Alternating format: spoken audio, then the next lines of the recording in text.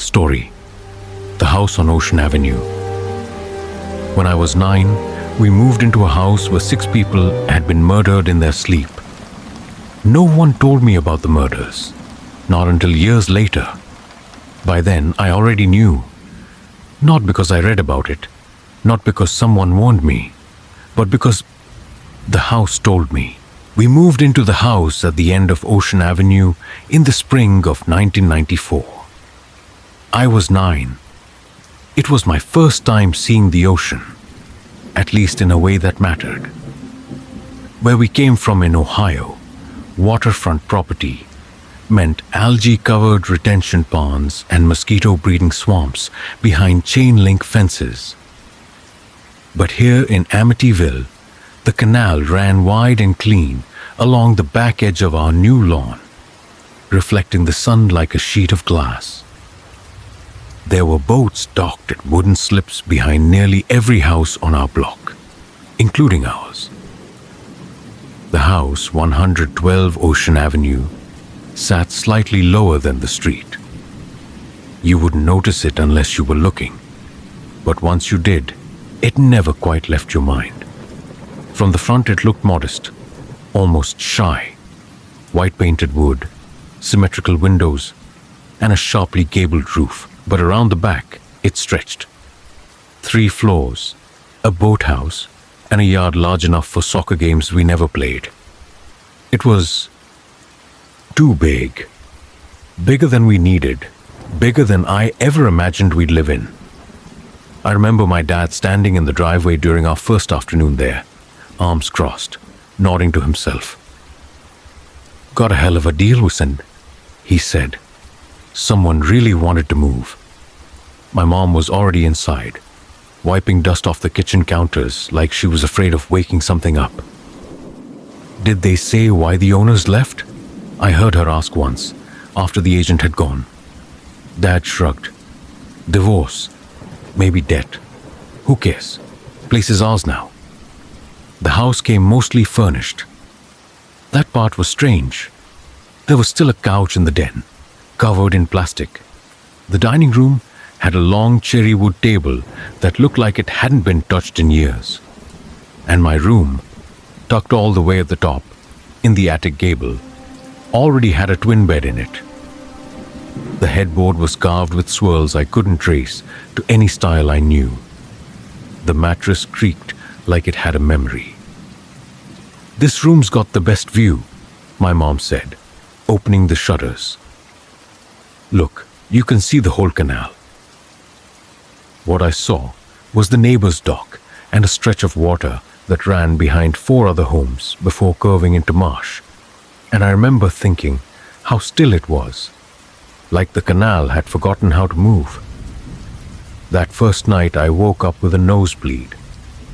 I'd never had one before. My pillow was damp, my face sticky and hot. I went to the bathroom in the hallway and tried not to cry while I cleaned myself up. When I came back, the door to my room was closed. I hadn't closed it. I was sure of that.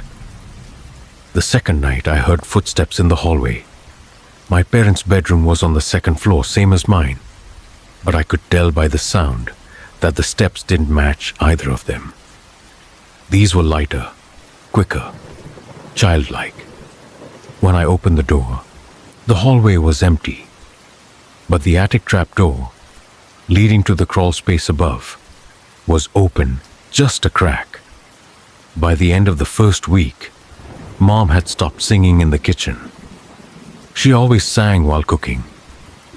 Little snippets of old Carpenter's or Fleetwood Mac tunes, hummed out of tune with the oven fan droning beneath it. But now, the house seemed to absorb her voice before it could echo. Dad kept busy in the garage, sanding something that didn't need sanding. I'd see him crouched by the workbench with the overhead bulb casting his shadow long across the floor. He smoked more. We started eating dinner in silence. Forks on porcelain. The occasional clink of glass. Always followed by the soft groan of a pipe or floorboard overhead. like the house was swallowing its breath. I asked Mom one evening if we could go back home, to Ohio. She looked at me for a long time before answering. "This is our home now," she said. I remember the first time I found the hatch. It was behind the wardrobe in my room. An old wooden thing with peeling varnish and a door that didn't close all the way. I was playing hide and seek with myself, which is what you do when you don't have siblings or neighbors who like you. I pulled the wardrobe away from the wall and found the outline of a panel in the sloped part of the attic ceiling, painted shut but not very well. I pried it open with a ruler. Inside was darkness, and the smell of dust soaked in time. I crawled in with a flashlight. The crawl space ran maybe 5 feet back, low enough that I had to keep my head down. There were scratch marks on the beams, tiny ones, dozens of them, in sets of 3. And at the far end, pressed into the corner, was a box. It was wooden, unmarked. I opened it, expecting tools or mouse nests. What I found was a headless doll and 6 broken crayons and a note. The paper was yellowed and soft. Just one sentence, scrawled in red wax.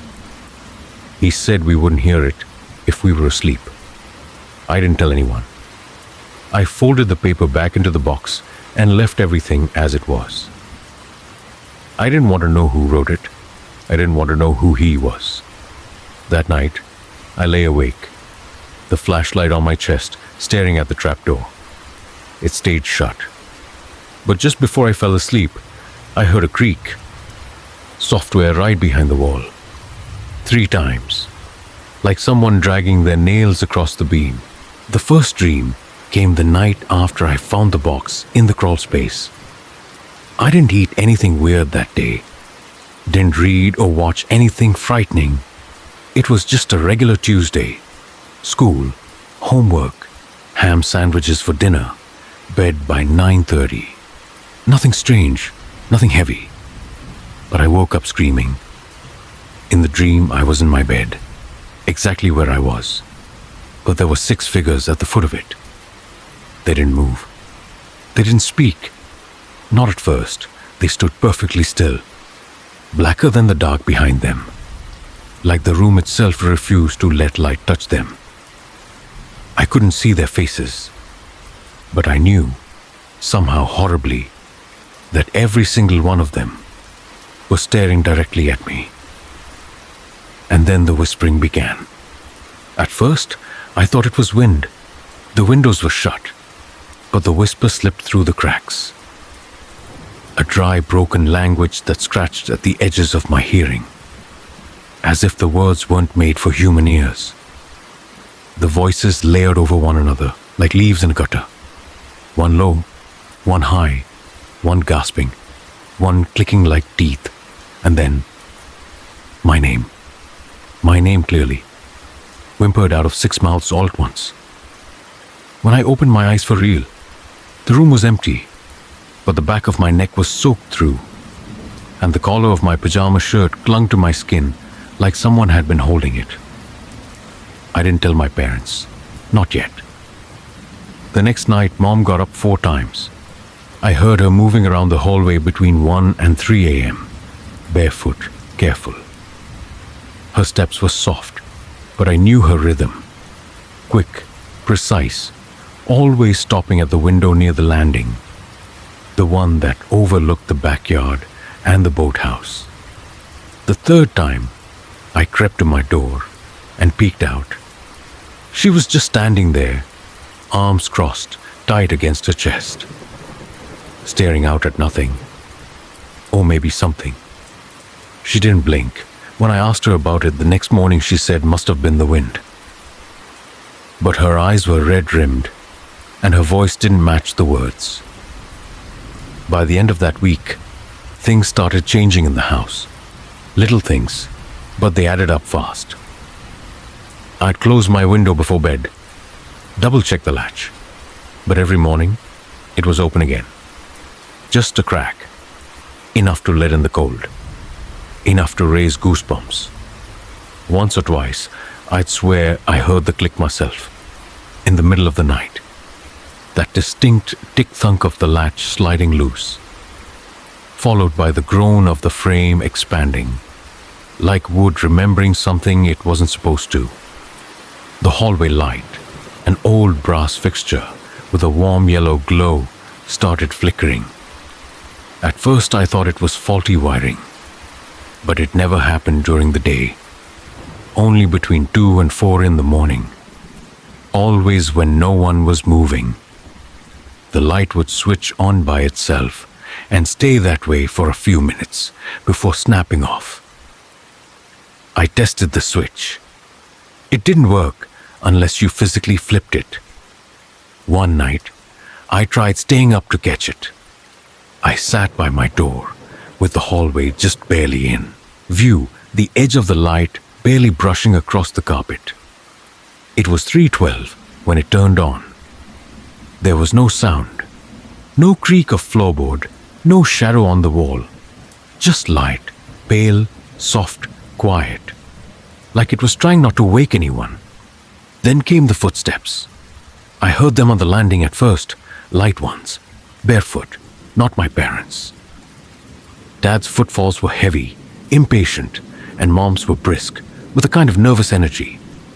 These were smaller, slower, like a child. I thought of my sister, but she was only 3 years old, and she never got up at night. She slept like the dead, Mom always said. Even thunderstorms didn't wake her. I got curious. One night, when I heard the steps again, I crept into the hallway. It was empty, but the air smelled wrong. Not bad exactly, just old, like wet cloth left too long in a closet. When I went back to bed, my door creaked closed behind me on its own. That weekend, Mom brought up sleep problems at the dinner table. Her voice was casual, light, like she was talking about the weather, but she kept her eyes on her plate. "I've been waking up a lot," she said, stabbing at green beans. "Dreams, maybe." Dad shrugged. "Stress." "What stress?" "You're the one who said you wanted a new place. Waterfront, big kitchen." She didn't respond. Just kept eating. Her knife scraped the plate louder than necessary. Sunday night, I woke up to the sound of something skittering under the bed. I lay still for a full minute, listening, trying to tell myself it was the heating pipes. But the sound wasn't metallic. It wasn't the groan of wood or the clink of expanding joints. It was soft, fast, like fingertips. I slid out of bed slowly and crouched down. Nothing, just dust and my box of Lego sets. But when I stood up, my flashlight on the nightstand was already turned on. The next day, Mom found a trail of muddy footprints in the upstairs hallway. They were small, too small for me, and too clear to be an accident. Dad said I was pranking, that I must have tracked something in and made a mess. But Mom didn't look at me when he said it. She stared at the footprints for a long time. And then she went downstairs without a word. The attic room was always colder than the rest of the house. It didn't matter what season it was or how high we turned the thermostat. The moment I stepped into that room, something in the air shifted. The warmth from the staircase thinned out, like it had been filtered through something ancient and unwelcoming. The floorboards groaned even when no one stepped on them. The corners collected more dust than they should have, and it never seemed to blow away. But I didn't complain. It was the biggest bedroom I'd ever had, and the window, the round one, was beautiful. It sat high up in the slanted wall like an unblinking eye. A perfect circle of thick old glass that distorted the canal view just slightly, as though it were underwater. From my bed, I could see the reflection of the moon curling on its surface every night. Some mornings, I woke up to find small handprints on it. On the inside, The wardrobe was massive, too tall for me to reach the top, too heavy to move on my own. It sat against the far wall beneath the slant of the roof, its hinges creaking like a complaint whenever I opened it. One afternoon, chasing a wind-blown comic book, I accidentally pushed too hard against the back wall of the wardrobe, and it moved. Just a little, an inch or two, but enough. There was a space behind it, a narrow vertical crack between plaster and paneling, just wide enough to slide a hand through. I reached in and felt air, cool, dry, still, then wood, then nothing. I waited until evening, when Dad was downstairs, then went back with a flashlight and a butter knife. I wedged it into the side and pried. Something gave way with a muffled pop. The back panel of the wardrobe shifted outward and revealed a hidden opening. Just a crawl-sized arch in the wall. I ducked through. The space beyond was no bigger than a walk-in closet, though it felt larger because of the way sound behaved inside it. My breath echoed back to me, soft but wrong, like someone else was copying it just a second too late. The walls were unfinished slats, old and gray with time. There was insulation in places, yellowed and shriveled like dead flowers. Along one beam, someone had scratched a series of lines, thousands of them, all in groups of 6. And in the back corner sat a child's rocking horse, one eye missing, the other gouged black. Next to it was a ragged bundle of cloth. I leaned in closer. It was a doll, or what was left of one. The head had been severed cleanly, its arms curled in stiff defensive positions. The fabric around its neck was crusted with what looked like rust, or something worse. There were teeth marks on the shoulders. I backed out of the crawl space without touching anything. The flashlight flickered twice before going out completely. The next day, something new appeared in my room. A stain. It started as a faint brown spot on the ceiling just above my bed. I thought maybe it was an old watermark, something from a long-forgotten leak. I told Mom. She looked up at it with that same distant gaze she gave the hallway footprints. She nodded once, slowly. Then she said, "Don't sleep with your mouth open." I didn't ask what she meant. Each day the stain grew. Thin trails spread from the center like roots or veins, slowly reaching outward. I stood on my desk and touched it once, expecting moisture, some sign of seepage. But it was bone dry, even dusty, and yet every night it looked darker, like something behind the ceiling was getting closer to the surface. That same week, I began waking up at exactly 3:15 a.m. Not 3:13, not 3:17, always 3:15. The first time, I thought it was coincidence, the second maybe internal rhythm. But by the 5th night, I stopped using an alarm clock. I didn't need it. My body just knew. And every time I woke, the house was dead silent. No wind, no creaking pipes, no distant traffic. Only my own breath and something else. On the 7th night, I opened my eyes to find the rocking horse from the crawl space sitting at the foot of my bed. No noise had woken me, no sound of dragging or placing. Just there, still watching. I stared at it for what felt like hours. When I finally blinked and looked again, it was gone. I checked the crawl space the next morning. It was back in its corner, but someone had turned it to face the entrance. The smell in my room began to change. Faint at first, metallic, then sweeter, like rotting leaves. Mom lit candles, cinnamon, lavender, but the scent always returned, heavy, thick, clinging to my pillow and close like memory. One night I woke up gagging. Something had been placed on my chest. It was small, cold. I grabbed it in the dark and flung it across the room before realizing what it was. The doll's head. I found it the next morning under my desk. Its eyes were painted shut. Its mouth was stitched open.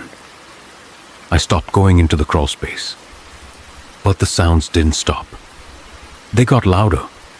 Some nights I heard scratching. Not frantic, just steady, rhythmic, like something carving a pattern in the wood. Once I pressed my ear against the wall and held my breath. There was breathing, not mine, slower, wet. And then a voice, just one word, barely audible. Again, I didn't sleep that night. By the 10th night of 3:15 awakenings, I started noticing something else. Reflections.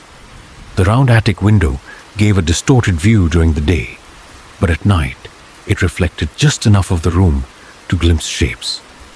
Movement. Silhouettes that didn't match mine. Once, while staring into the glass, I saw a second me, smaller, thinner, standing directly behind my shoulder.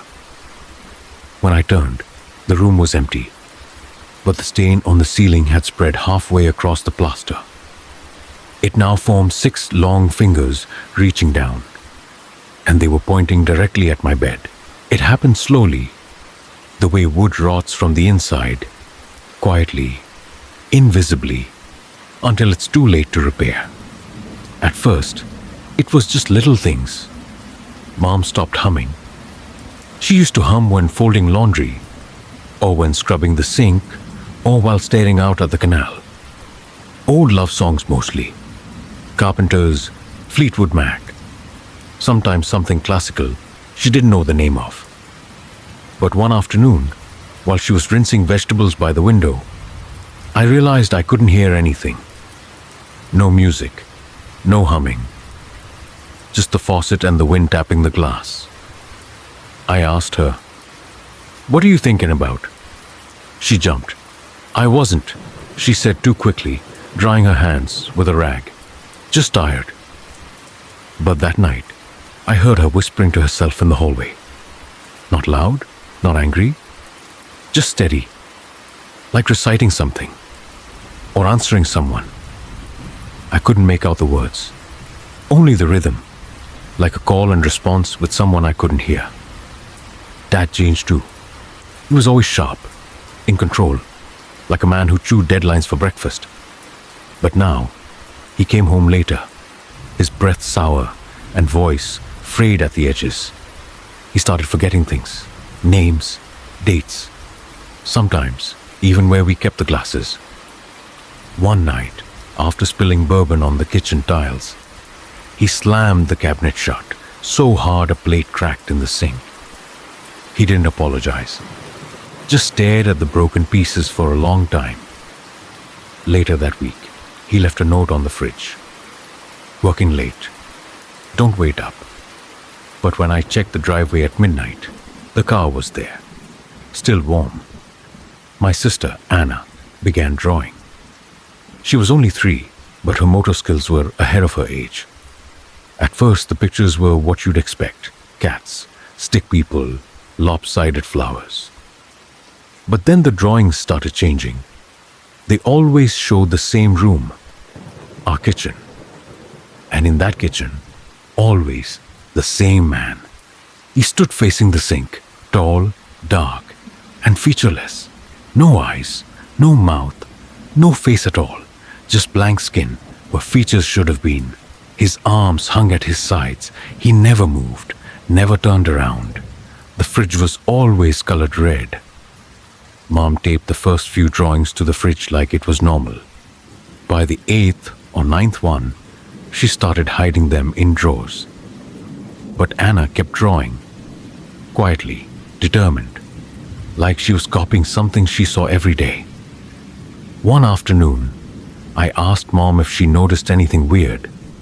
She was folding laundry on the couch, my socks, my jeans, Dad's shirts.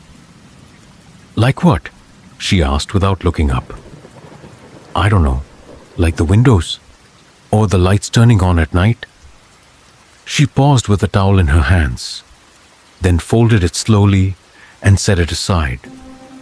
"This house doesn't like too many questions," she said.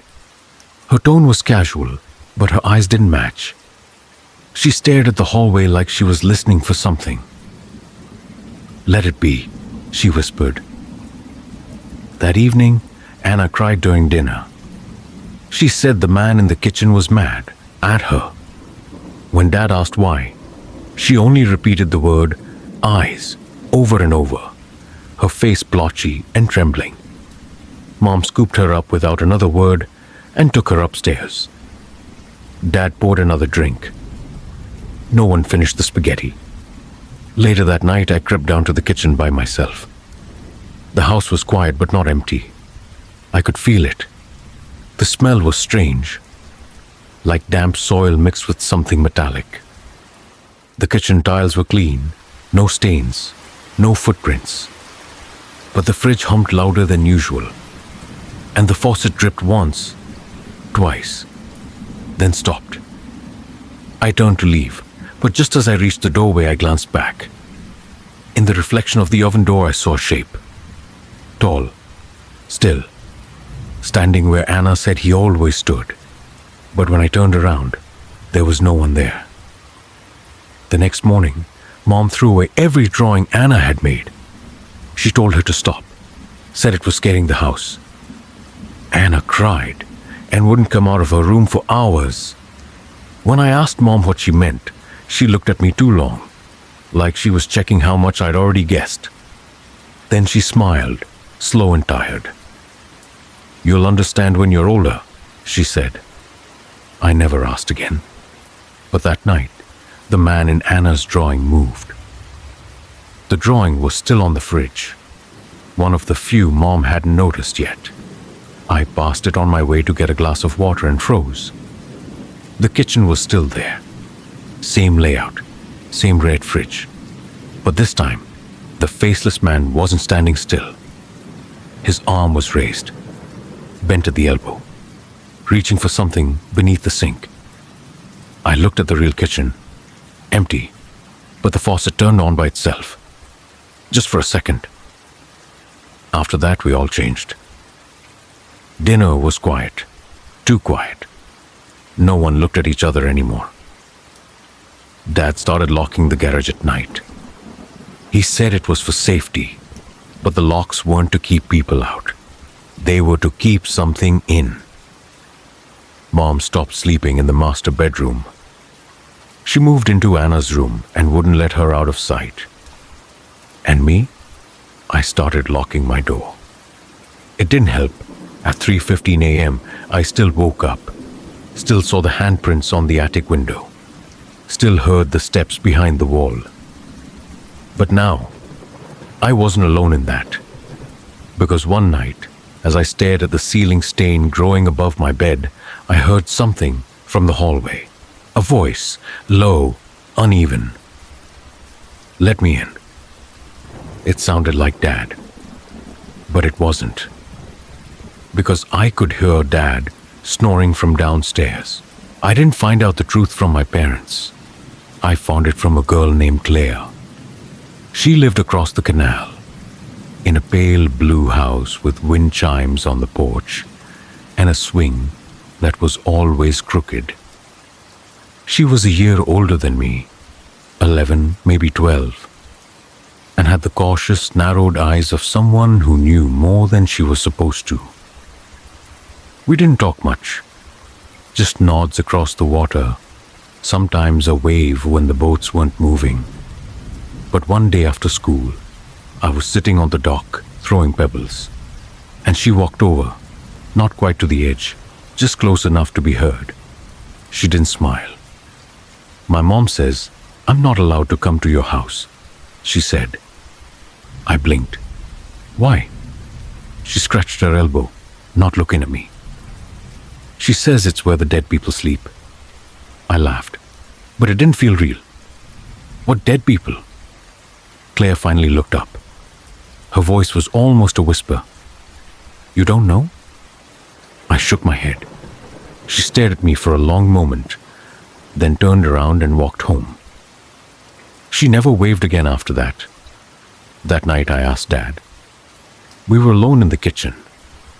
He was opening a beer, watching the news with the sound off. Hey, Dad, do you know anything about the people who used to live here? His hand paused midair. What kind of thing? He asked, not looking at me. Like, did something bad happen? He sipped his beer and smiled too wide. Bad? It's Long Island, buddy. People move all the time. Sometimes they can't keep up with the mortgage. Sometimes marriages go south. That's all. I nodded, but the way his jaw tensed gave it away. He knew something.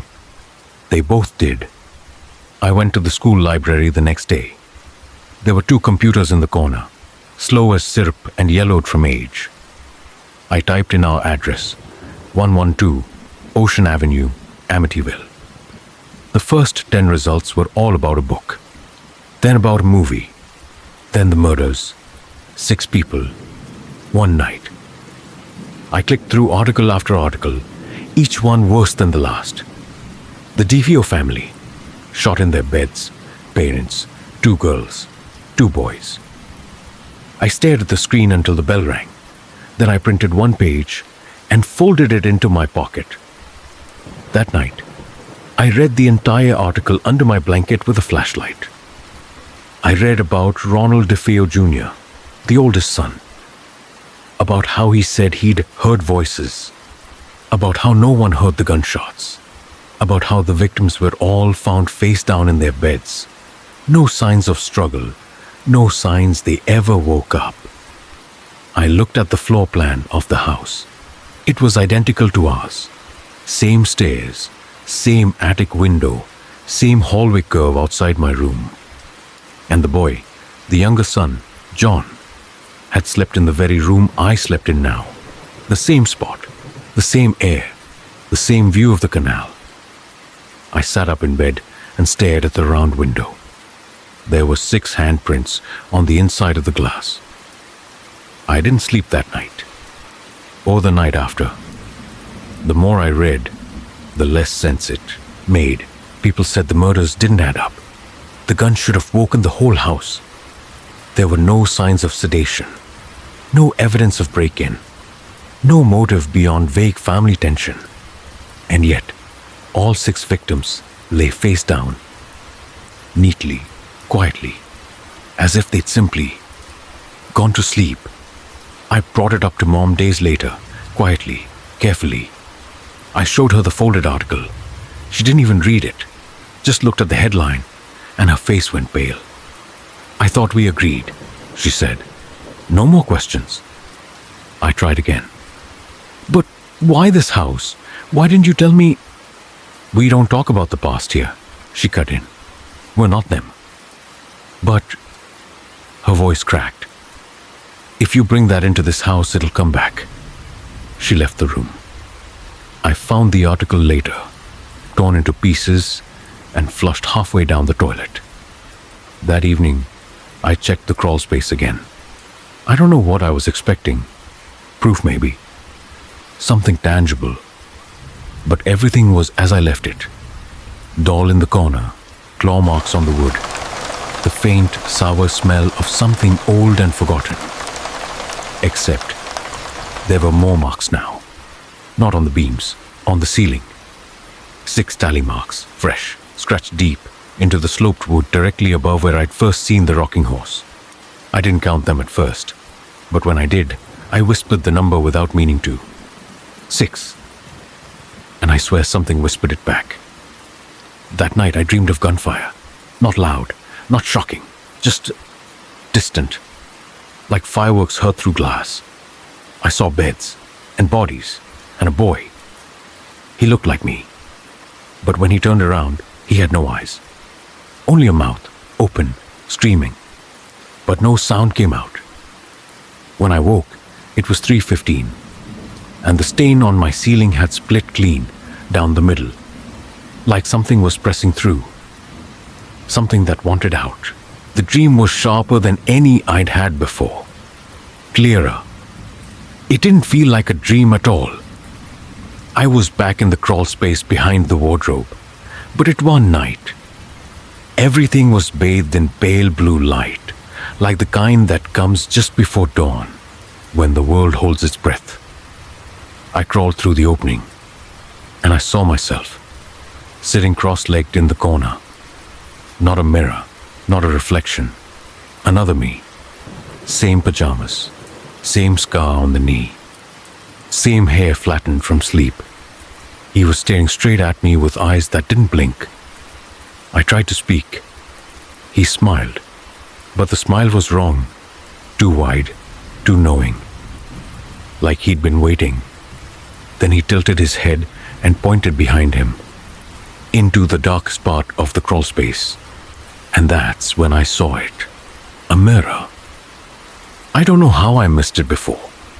It sat leaning against the far wall, half covered in dust, framed in carved wood that shimmered faintly in the dim light. The glass was mottled, warped by age, but it pulled at me. I stepped forward. The closer I got, the louder something began to buzz in my ears. Not a sound, more like pressure, like static inside my head. I looked into the mirror, and what I saw wasn't me. Not exactly. The boy in the mirror looked like me, but his face didn't move the way mine did. His head turned slower, like water moving through syrup. His eyes darted a second too late. When I raised my hand, his followed. But there was a pause, like a bad video connection. His movements lagged behind mine, just slightly, but enough to know it wasn't me. And his mouth was smiling. I woke in my bed, heart hammering, cold sweat clinging to my neck. But my feet were dirty, dusty, like I'd been crawling on bare wood. I checked behind the wardrobe before school. The crawl space was the same, dark, narrow, quiet. The doll, the tally marks. And now, the mirror. It was real. I hadn't noticed it before. Maybe I hadn't wanted to. But there it was, exactly as in the dream, leaning against the back wall, frame chipped but ornate, glass fogged with time. I stepped closer and stared into it. The boy stared back. At first everything seemed fine, but then the lag began. When I blinked, he didn't. When I turned my head, his followed. Too slow, too smooth. And then he smiled. Wide, unnatural, tooth heavy. I didn't. That night I told Mom there was a mirror in the crawl space. She stopped mid-stir in the pot of soup. A mirror, she said, not curious, not surprised, just flat. I saw it in a dream, I said, and then it was there. She didn't speak for a moment, then she said, some things are there long before we see them. From then on, the mirror watched me, not just in the crawl space, in my mind, in dreams, in the reflections that shouldn't have included it. Sometimes I'd glance at my bedroom window at night and see the glint of glass from the gable's angle. An impossible view. But there it was, the shape of a frame that shouldn't reflect anything from that distance. Other times, I'd see the mirror in places it couldn't be. In the doorknob, the toaster, the water, always showing just a little more than it should. And every time, my reflection would smile, even when I didn't.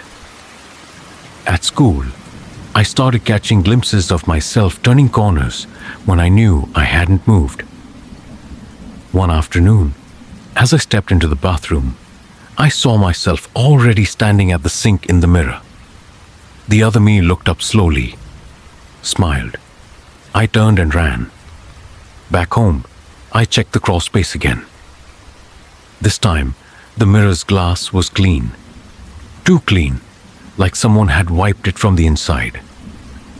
There were fingerprints, small, my size, but pressed against the inside of the glass, as if someone had been trying to get out. And carved along the wooden frame were 3 words, etched with something sharp. Stay in here. The letters were uneven, childish, but angry. I backed out and didn't return, but the mirror didn't need me to come to it anymore. It started appearing in my dreams like a door, always standing open, always flickering with something just beyond reach. I tried telling Dad. He said I was spending too much time alone, that boys my age needed sports, not stories. But his eyes didn't meet mine when he said it. That night, he locked the garage again. Then something changed. The mirror started speaking, not in words, in moments, in flickers of motion I hadn't made, in expressions I didn't recognize. I glance into the bathroom mirror and see myself already looking, already watching. I'd blink and the reflection would hold, wouldn't follow, would wait, and then grin. One night, I stood at the bathroom sink, brushing my teeth, when I saw it clearly. The other me, reflected in the mirror, raised a hand, but I hadn't. It touched the glass, palm flat, and then mouthed something. No sound, no breath, just movement. I leaned closer, watched my own face, whisper the words I couldn't hear. But I understood. I heard them anyway. Inside my head, "You're almost ready." I couldn't keep it in anymore. The mirror, the reflections, the way it watched me even when I wasn't looking, the things I heard, the way the house seemed to breathe around it.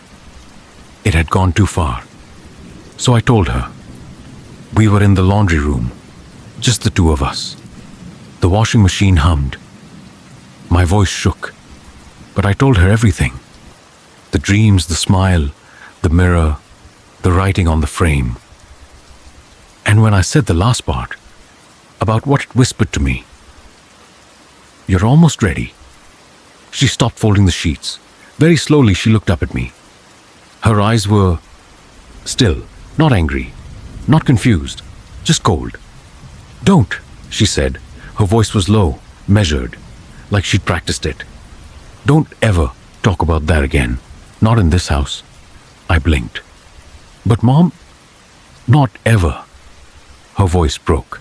She gripped the edge of the basket like it was the only thing holding her upright. "You don't understand what you're inviting." I stood there frozen.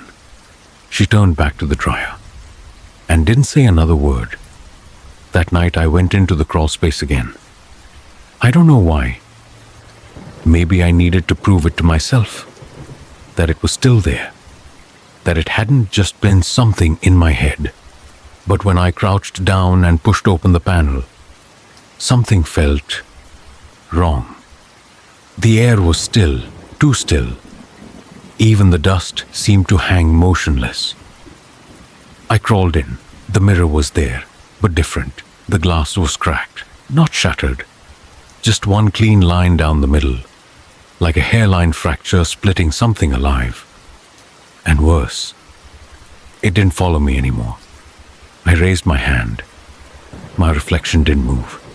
I tilted my head, smiled, blinked. Nothing. The boy in the mirror just stood there, mouth slightly open, eyes fixed on mine, unmoving, like a wax figure that used to breathe. I reached out. My fingers hovered just above the glass. The surface buzzed, like static under skin. And then the glass darkened, turned smoky, cloudy, swallowing my reflection whole. And something else came into view. A face, not mine, older, shadowed, watching me from behind the mirror, its features flickering in and out of the haze. I backed out of the crawl space, heart pounding, breath jagged. I didn't sleep that night. I must have drifted off sometime near dawn, because when the sound came, it pulled me violently awake. Bang, not a creak, not footsteps, not whispers. A gunshot, then another, and another. 6 in total. Each one louder than the last, each one ringing through the bones of the house like they'd never stopped. I jumped out of bed, heart in my throat, and flung open the door. The hallway was dark, still, silent. But something moved below. I crept downstairs. The stairs groaned beneath me. Not loudly, but enough to feel like I wasn't the only one hearing them. And then I saw it. On the middle landing, where the light from the hallway just barely reached, there were prints, not footprints, smears. Streaks of dark, wet mud dragged across the steps. And in the middle of it all, a single bare footprint, heel to toe, facing upward. Like someone had walked up from the basement, slowly, one step at a time. I ran back to bed and locked the door. I didn't tell anyone the next day. Dad was already gone when I woke up. Mom was in the kitchen, stirring coffee that had gone cold. Anna was humming the same 3 notes over and over, the same 3 from the mirror's whisper. I watched her from the doorway. She stopped and looked at me, smiled, and her eyes drifted, just for a second, toward the stairs. The dreams got longer, heavier. They didn't feel like dreams anymore. They felt like replays, like I was stepping into something that had already happened. Only this time, I was the one holding the camera, or the gun. The first time, I woke up sweating. Hands clenched so tight, my fingernails had left crescent moons in my palms. I could still feel the weight of it. Cold metal, warm grip, a rifle in my hands and my feet, moving quietly, purposefully, down a dark hallway that looked exactly like ours. I wasn't watching myself in these dreams. I was being someone else, but I couldn't control it. Each time, the sequence was the same. A step, a door, a bed, a face, and then the slow raise of the gun, the tremble in the finger that wasn't mine, the deafening silence before the shot, then blackout, every time. 6 rooms, 6 shots, then nothing. When I woke, I'd be back in my own bed, but something always felt off. My fingers would twitch long after waking. My shoulder ached like I'd been bracing for recoil. And worse, my mind was split. Half of me knew who I was. A boy, scared, confused, living in a house too big for his family. But the other half remembered different things. Smells I'd never known. Cigar smoke and cheap whiskey. Memories that didn't belong. Nights alone in a basement, screaming into pillows. Guilt that wasn't mine. And a voice inside my head, low and strained. They were better off quiet. It wasn't just in dreams anymore. During the day, the flashes would come. Little blinks of wrongness. I'd be brushing my teeth, and for a split second, the mirror would show a different bathroom. One with olive green tile and an old medicine cabinet. I'd look at my hands and see hair on the knuckles, a tattoo on the wrist that faded as I stared. Once, I opened a drawer looking for socks and found bullets, then blinked, and it was just socks again. I tried writing things down, names, dates, times, but the words would rearrange on the page, smearing like ink soaked in oil. I'd see a name in my notebook, John Matthew DeFeo. I never wrote that name, but my hand had. I stopped sleeping eventually, but it didn't help. The house didn't care whether I was awake or not. I'd be lying in bed, fully alert, and the room would shimmer. The ceiling would breathe.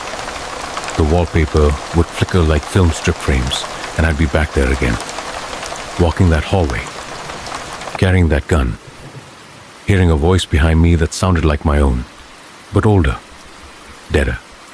Do it again. One evening, I tried to tell Mom. I broke. I told her everything. The dreams, the memories, the smell of cordite on my skin.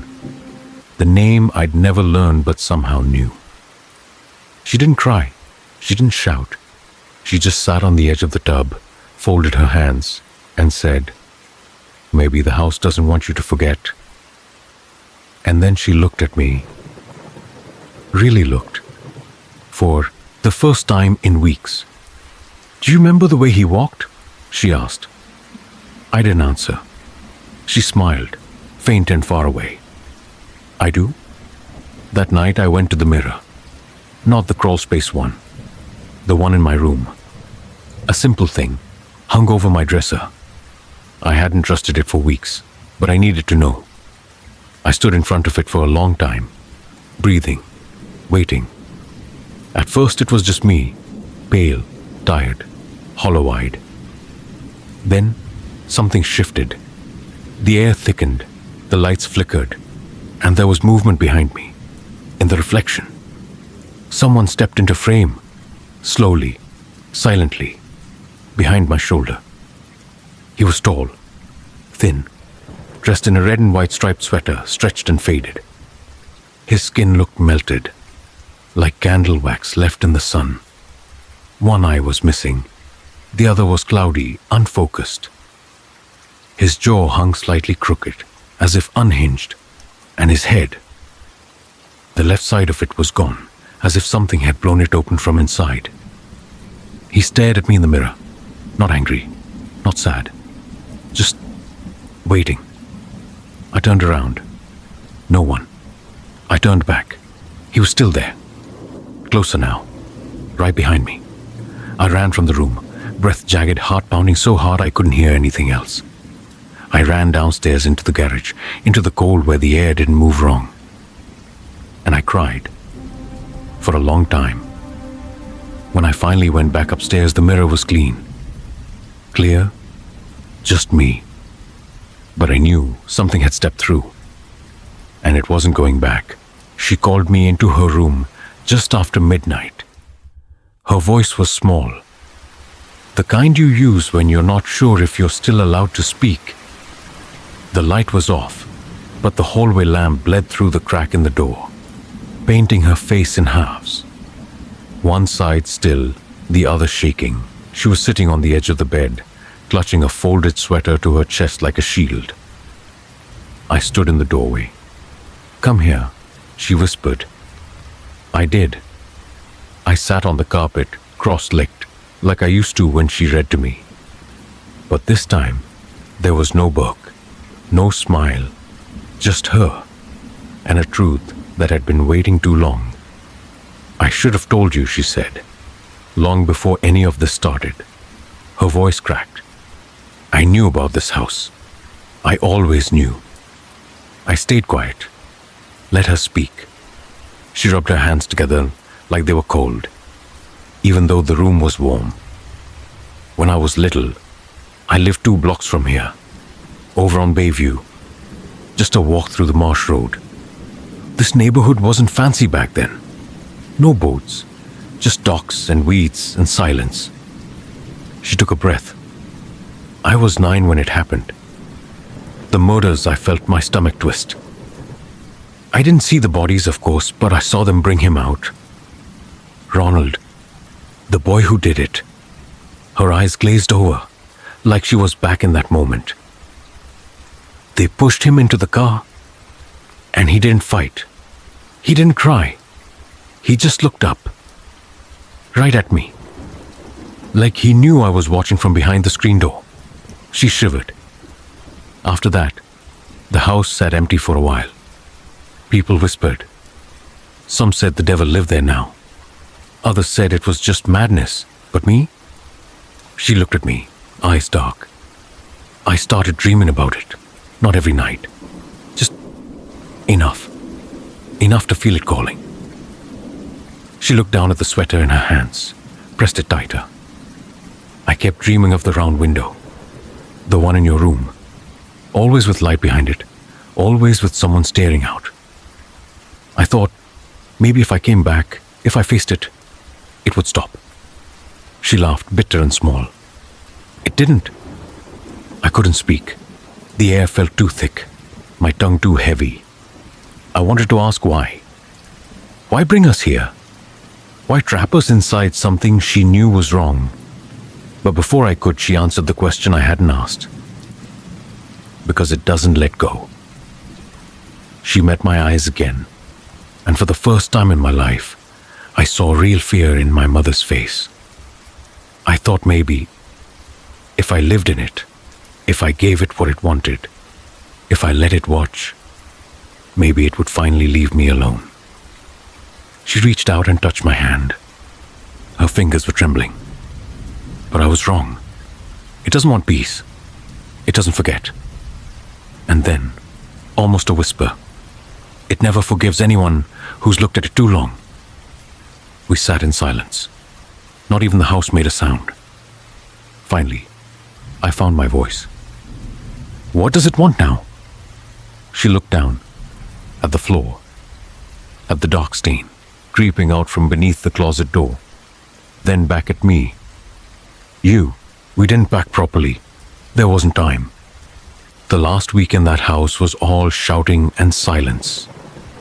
My parents fought constantly, mostly about things they didn't say out loud.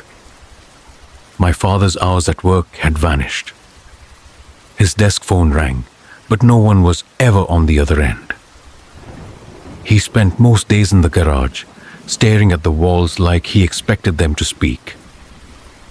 My mother stopped cooking, stopped cleaning, spent her afternoons lying on the couch, staring at the ceiling stain that no longer bothered to hide.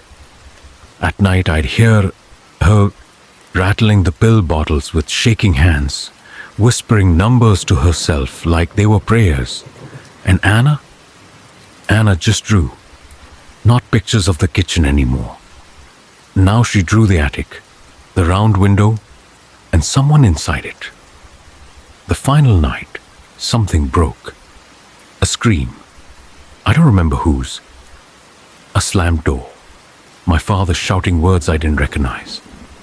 My mother sobbing on the stairs, and me, in my room, staring at the mirror, waiting to see which version of myself would appear. In the end, we left at 3 a.m. No one said goodbye to the house, but the house didn't need us to. We moved 3 states away, into a small apartment above a dry cleaner. 2 bedrooms, no mirrors except the one above the sink. My father never got another job. He stopped speaking after a while. Mom tried for a while to hold it together, bought new clothes, changed her hair, but she never really came back. 3 years later, she died. In her sleep, they said, though I always wondered if it was something else. If something from the house had finally caught up. If she'd just stopped running. I grew up, got older, moved again.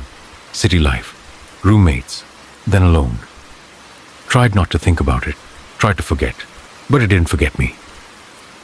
Even now, I wake up at 3:15, not every night, but enough.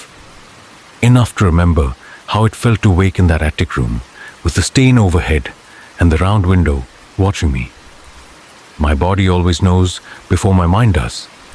Heart racing, skin damp, air too still. And sometimes, when I go to the bathroom, I catch my reflection before I'm ready. Sometimes, it doesn't move with me. It just stares and smiles. Once, I came home late and passed the hallway mirror. I wasn't looking at it. I wasn't even thinking about it. But in the corner of my eye, I saw my reflection. Facing away.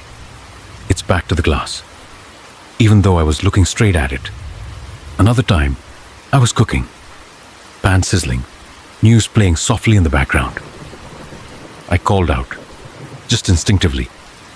Mom? I don't know why. Maybe because the air shifted. Maybe because I felt watched. And from the bedroom down the hall, I heard her voice. Software close.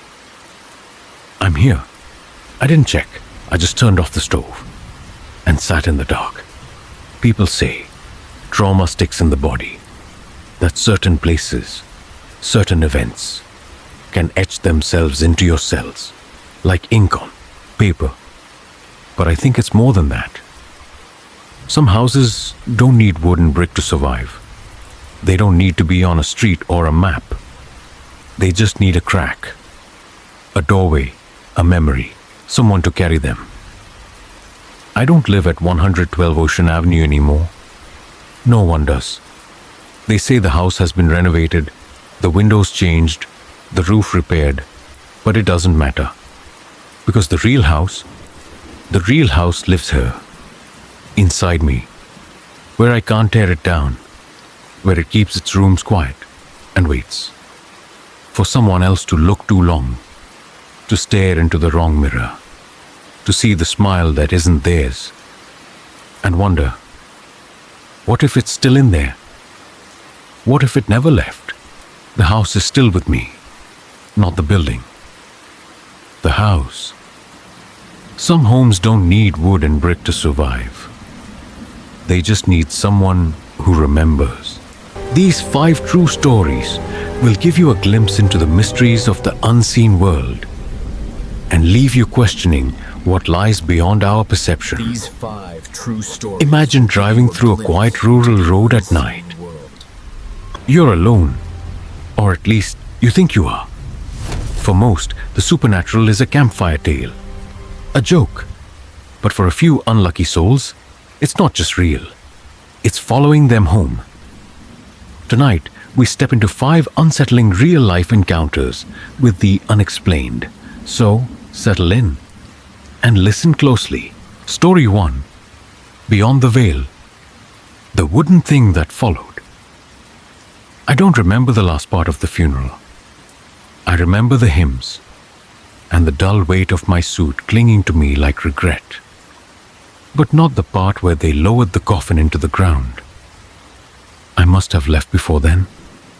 Or maybe I stayed. Honestly, I was on autopilot by the time they brought out the coffee in the church basement. What I do remember is the drive. I'd been behind the wheel for almost 6 hours by then, trying to make it home in one stretch. Couldn't afford another night in a motel. Gas station coffee, caffeine pills, and grief had kept me upright, but just barely. It was 3:08 a.m. when I took the left turn onto County Road 47, a shortcut through the pine barrens I'd taken a dozen times before. But that night, it didn't feel like a shortcut. It felt like a dare. The trees leaned in too close. Their outlines looked carved from graphite instead of wood, tall and stiff and absolutely black against the already black sky.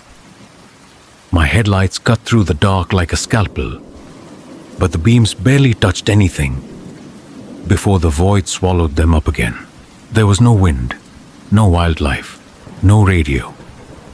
I'd lost signal somewhere past the last mile marker, and the silence pressing in on me felt intelligent, like something was listening, waiting. Then I saw it. About 50 yards ahead, dead center in the road, stood a wooden sawhorse. One of those old-school kinds, splintered at the edges, gray from weather and time, but someone had done something strange to it. Hung from the crossbeam, swaying gently in the motionless air, was a plastic baby bottle. It glinted white in my high beams, the kind of white that doesn't belong in the middle of a road at 3 a.m. I lifted my foot off the gas and coasted, my tires crunching against the loose gravel at the edge of the pavement. No roadwork signs, no cones, no equipment, just the sawhorse and that bottle dangling like a lure. As I crept closer, I could see that the bottle was empty, bone dry. But it caught the light in a strange way, like there was something still inside. Or maybe it was just the plastic sweating from the cold. My stomach twisted, sudden and irrational. I told myself it was just hunger, gas station jerky and nerves.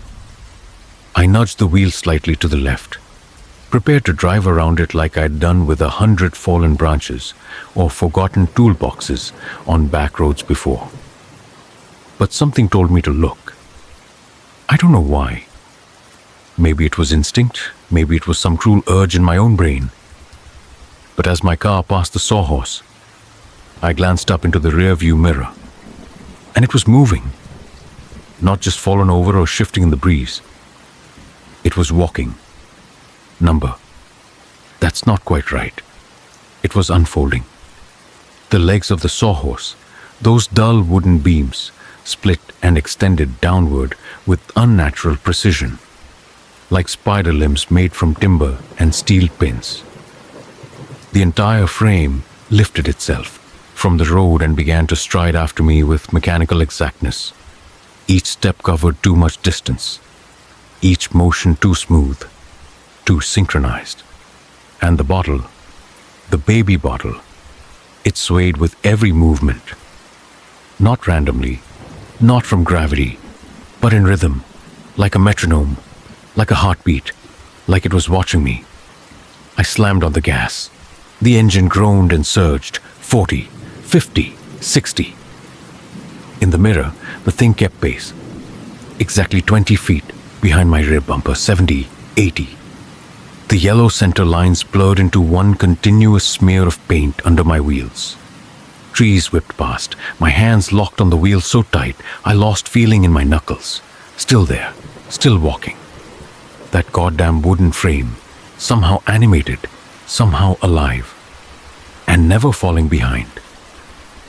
Its joints clicked in time with the engine.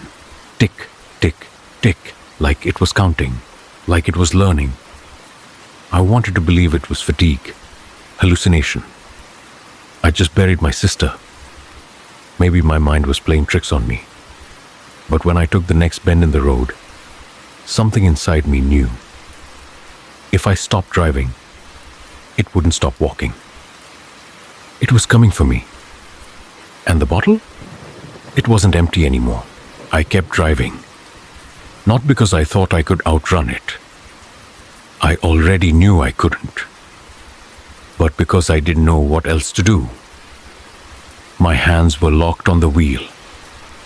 My eyes flicking constantly between the narrow road ahead and the mirror behind me.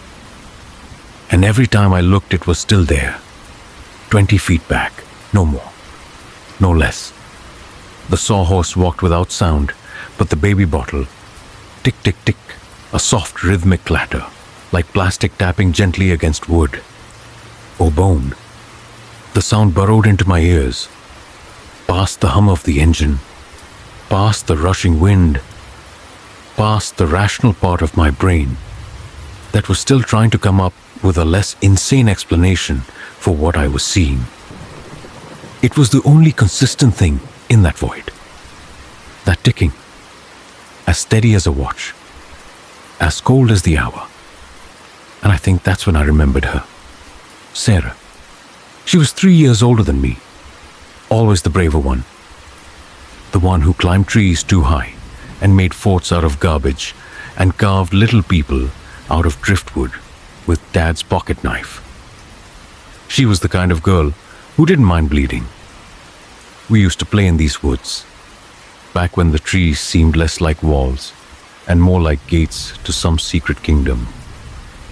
We'd build traps, make up stories about ghost coyotes and forest witches, and pretend the birds were spies for something older than God. Sarah had a thing for dolls. Not store-bought ones. Those creeped her out, she said. She made her own. Little hunched wooden things with thread limbs and mismatched button eyes. Ugly things, if I'm being honest. But she loved them.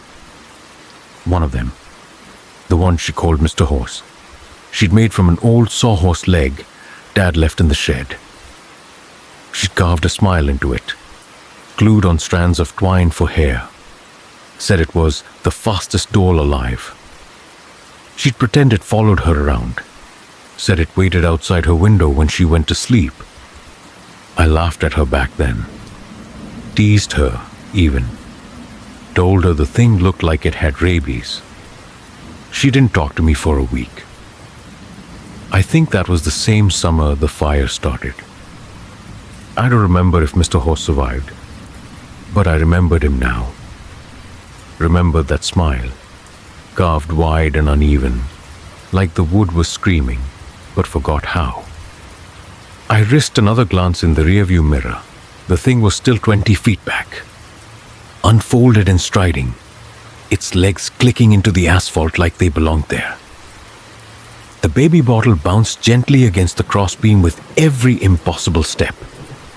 Tick, tick, tick. I pressed the gas. 90 miles an hour. My car shook like it was going to rattle apart. The trees blurred. I could barely breathe, still 20 feet back. I took my foot off the gas, heart hammering, and coasted. 80, 70, 60. Still there. Still 20 feet. I slammed on the brakes. My tires screeched. The car fishtailed slightly before stopping dead in the center of the road. My hazard lights blinked to life, casting orange glows across the trees. I stared into the rearview mirror, barely blinking. The thing stopped too. No screeching, no stumble, just stillness.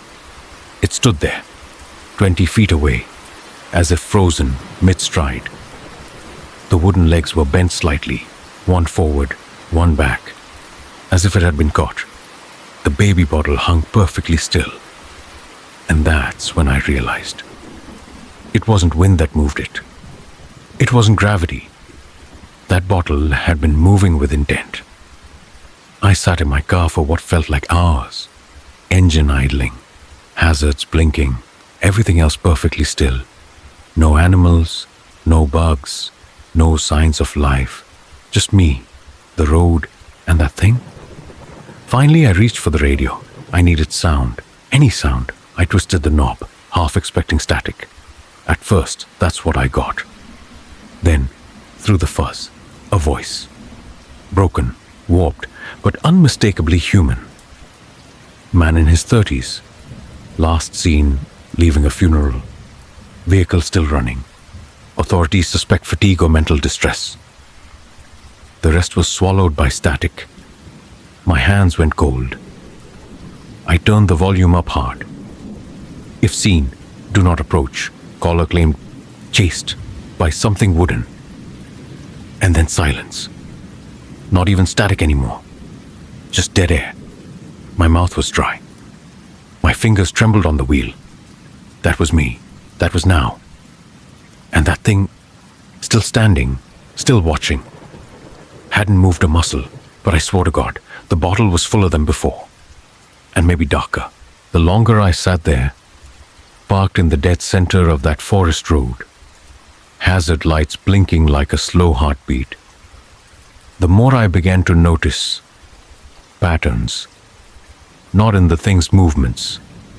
It hadn't moved, but in everything around it. The way the trees bent slightly inward toward the road, as if bowing. The way the moonlight never quite reached the pavement. And the bottle. The bottle. It wasn't the first time I'd seen it. I don't know how I'd forgotten. I must have been 6, maybe 7, when I had that dream. Sari was standing at the edge of my bed, wearing her yellow pajamas, the ones with the rabbits on the sleeves. She looked pale. Not sick, just drained. She was holding something. It hung from her hand like an offering. A baby bottle. She said, "If I ever die, you have to take this. Okay? Promise me you'll take it when it's full." And then she was gone. I told her about it the next morning, laughing because I'd been scared. But she didn't laugh. She just blinked and said, "Good, you remembered." I hadn't thought about that dream in over 20 years. And now, here it was, hanging from a wooden frame that looked far too much like the one she'd built in the backyard when we were kids. The one Dad made her take apart after the neighbor's dog cut itself on a nail sticking out the side. I reached for the dome light. I don't know why. Maybe to see myself. Maybe to confirm I was still there. Still real. But when the dome light flicked on, I didn't see my face in the mirror. I didn't see my shadow in the cabin of the car. What I saw, reflected in the rear windshield, was the wooden sawhorse, standing still, closer now, no longer on the road, but directly behind the car, centered, like it had always been there, like it had always belonged in that space where my shadow should have been. I killed the dome light immediately. The car went dark again, but the image stayed burned into my brain. That thing standing in for me, watching me, waiting. My chest was tight. My ribs felt like they were being gripped from the inside. I looked again in the mirror. Nothing. But the bottle. I could still see the bottle, and it was no longer empty. Its once clear body now bulged slightly, the plastic bowing with internal pressure. The liquid inside looked thick, viscous, black, and it pulsed, not from the road, not from my shaking hands. It pulsed in time with my breathing, in time with my heartbeat. And then I saw it. Something pressed against the inside of the bottle, a tiny flutter, like a ripple beneath the surface, like something alive. My first instinct was to throw the car into reverse, back away from it, run it over if I had to. I shifted, I turned the wheel, and I drove, back the way I came. The road unspooled behind me in flickering light and shadow. I passed the curve I remembered, then the rusted speed limit sign, then the slanted mailbox with the peeling numbers. Good. That meant I was getting close to the county road. Except the next turn brought me back to the same intersection I'd started at. The exact same one. The trees, the cracks in the pavement, the broken guardrail, and the sawhorse. Still standing. Still 20 feet behind me. Still there. I turned the wheel sharply. Took a side path I didn't recognize. Dirt and gravel split up from under the tires. I followed the trail for maybe 10 minutes, maybe 30. I don't know. I wasn't thinking anymore. Just fleeing. And yet, the same road, the same bottle, the same distance. No matter how many turns I took, how many exits I tried, I kept ending up back at that intersection. Back at that bottle. Back at him. That's when it hit me. I wasn't driving out anymore. I wasn't even on a road that could be escaped. I was inside something. A loop, a snare, a noose. And the more I resisted, the tighter it drew. Somewhere between the fifth and sixth return to the same intersection, I stopped the car again. Hazard lights, dome light. I looked into the mirror. There was no road anymore behind me. Just the sawhorse and the bottle. It wasn't swinging anymore. It was pointing, slightly angled, like a compass needle. Not random, directed. And I understood, in a way that didn't feel like memory or logic. I understood that it wasn't chasing me anymore. It was waiting. Not for me to die. Not even for me to give up. It was waiting for me to understand. And maybe, just maybe, to accept. Whatever was in that bottle. It wasn't just liquid. It was me. Or what was left of me. And if I didn't take it soon, if I didn't open the door and step outside and reach for it, someone else would. And I might never get it back. I don't remember opening the door, but I must have, because the cold hit me all at once. Wet and sharp, like breath held too long, finally released into the dark. The sawhorse was closer now. I hadn't heard it move, but it was only 10 feet away, maybe less. It stood with unnatural stillness, legs bent in impossible symmetry, like something mid-prayer or mid-hunt. The bottle dangled in front of it, a pendulum of pulsing black, and I stepped forward, one step, then another. My body moved without command, like strings were being pulled from somewhere behind my ribs. My arm rose slowly, elbow locked, fingers trembling as they reached for the bottle. The plastic was warm, too warm, and as my hand closed around it, the bottle shivered. like something inside had been waiting, coiled, and had finally found the skin it recognized. It tilted in my grip. One thick droplet fell. Splack, onto the road. Another and another. The black liquid spread in slow rivulets, crawling across the asphalt as if guided by thought. The droplets pooled together, forming vague outlines. A shape. No, not vague. Not anymore. It was a person. A child-sized silhouette in liquid shadow, limbs outstretched. The longer I looked, the clearer it became. It was her. Sarah. Or the idea of her. Thin and silent, arms wide like she was waiting for me to come closer. The way she used to when I scraped my knees, and she knew better than to offer words. I looked down, and that's when I saw it. My feet were still on the pavement, but they weren't casting a shadow. There was no reflection, no outline beneath me, nothing stretching out behind, just light passing through me like I wasn't there, or like I wasn't the only one standing here anymore. Then, soft, from nowhere and everywhere, came a voice. You remember me, don't you? Not a whisper, not a threat. It was a child's voice, yes, but it carried weight, resonance, like it had been buried too long under dirt and forgetting. And now it had teeth. It came from the bottle, from the sawhorse, from me. I didn't answer. I didn't know how, but I felt something shift inside my chest. A soft crumpling, like old paper folding in on itself, like a promise being fulfilled. The headlights behind me dimmed. The engine stuttered once, coughed, then kept humming. Still alive, still waiting.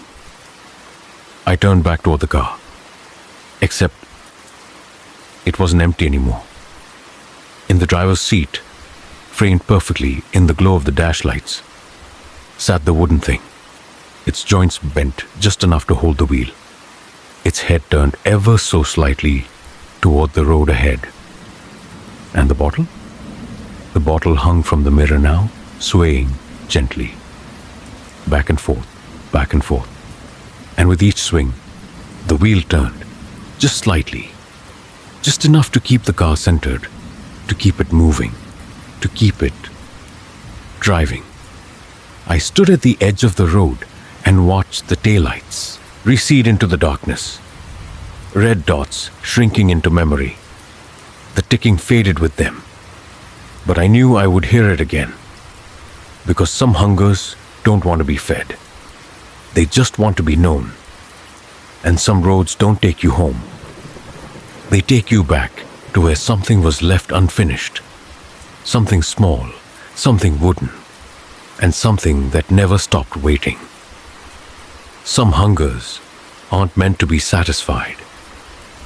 They're meant to remind you that something still isn't done. Story 2. Echoes in the dark, the clay that breathes. I've been working in mines for over a decade, but I've never heard the earth breathe.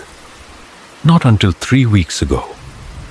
They sent me down to the lower tunnels of the Black Hollow site, some old copper mine outside of Cedar Hill that hadn't been touched in 70 years. My job was simple: mark the new fractures, map the unexplored arms of the system, flag anything that looked unstable. No signal, no team, just me, a backpack of gear, and my own footsteps echoing through 5 miles of sedimentary silence. At first, it was like every other abandoned shaft I'd surveyed. Stale air, mineral stink, the dry scrape of old rock shifting under pressure. I'd been down there 3 hours when the walls changed. Not the shape, the feeling. The tunnel ahead was narrow and descending, carved by hand, not machine. The marks in the stone weren't from drills or blasting tools. They looked finger-shaped, claw-shaped almost. I stopped to check my position when I switched off my headlamp to recalibrate in the dark. That's when I heard it. A sound, wet, not dripping, not trickling. It was like someone kneading dough or pressing clay between their palms. Rhythmic, patient, biological, and it was coming from just ahead. I called out, half joking, to the dark. "Hello? You lost down here too?" No answer. Just the breathing sound, slowly growing louder. I flicked my lamp back on and moved forward. Every instinct screamed to turn back, but curiosity, that familiar old liar, kept me moving. The tunnel curved sharply left, then opened into a chamber I hadn't seen on any blueprint. That's where I found it. Standing in the center of the room, lit only by the cone of my headlamp, was me. Clay, but not some crude approximation. Not a statue, not a scarecrow. Me, down to the rip in my jacket sleeve, the small scar on my left knuckle, the dent in my headlamp casing. Every inch of that figure was an exact replica, sculpted in red clay. And it was breathing. Its chest rose and fell, slow and deliberate. Not air exactly, but movement. Like the whole thing was inflating and deflating. With each exhale, a fine red mist escaped its lips and floated toward me. Tiny motes catching the light, suspended in air thick as syrup. I couldn't move. The clay figure's eyes were closed, but its face was calm, neutral, as if it had just finished shaping me and was waiting to see how I'd react. I took a step back. The clay breathed out again. Dust touched my tongue. It tasted like iron and rain and blood and home. I turned and ran. Didn't look back, didn't shout. Just sprinted, gear slamming against my back, my boots slipping on loose stone. The tunnel stretched longer than I remembered. Every turn twisted wrong. Every echo returned too slowly. But the sound followed me. Step, step, not a chase. Just accompaniment. Like it knew I would run, like it wanted to feel me running. I made it out, I think. But that was 3 days ago. And I still haven't said a word since. Every time I try to speak, the air feels too thick. Like the words are stuck in clay-lined lungs. Like I'm not supposed to use this voice anymore. There's red dust under my nails now. I wash. I scrub. It doesn't go. And last night, when I looked at myself in the bathroom mirror, I smiled. But I hadn't meant to. The first morning, I chalked it up to shock. I'd spent the night in my truck, parked just outside the mine entrance. Didn't even remember driving up. My gear was still in the passenger seat, half zipped and crusted with red. I tried to speak into the voice memo app, part of the daily reporting routine, but my throat clenched. Not pain, not panic, just absence. The muscles worked, my lungs inflated, but no sound came out. Not a cough, not a wheeze, just nothing. I didn't feel sick, no fever, no tightness in my chest.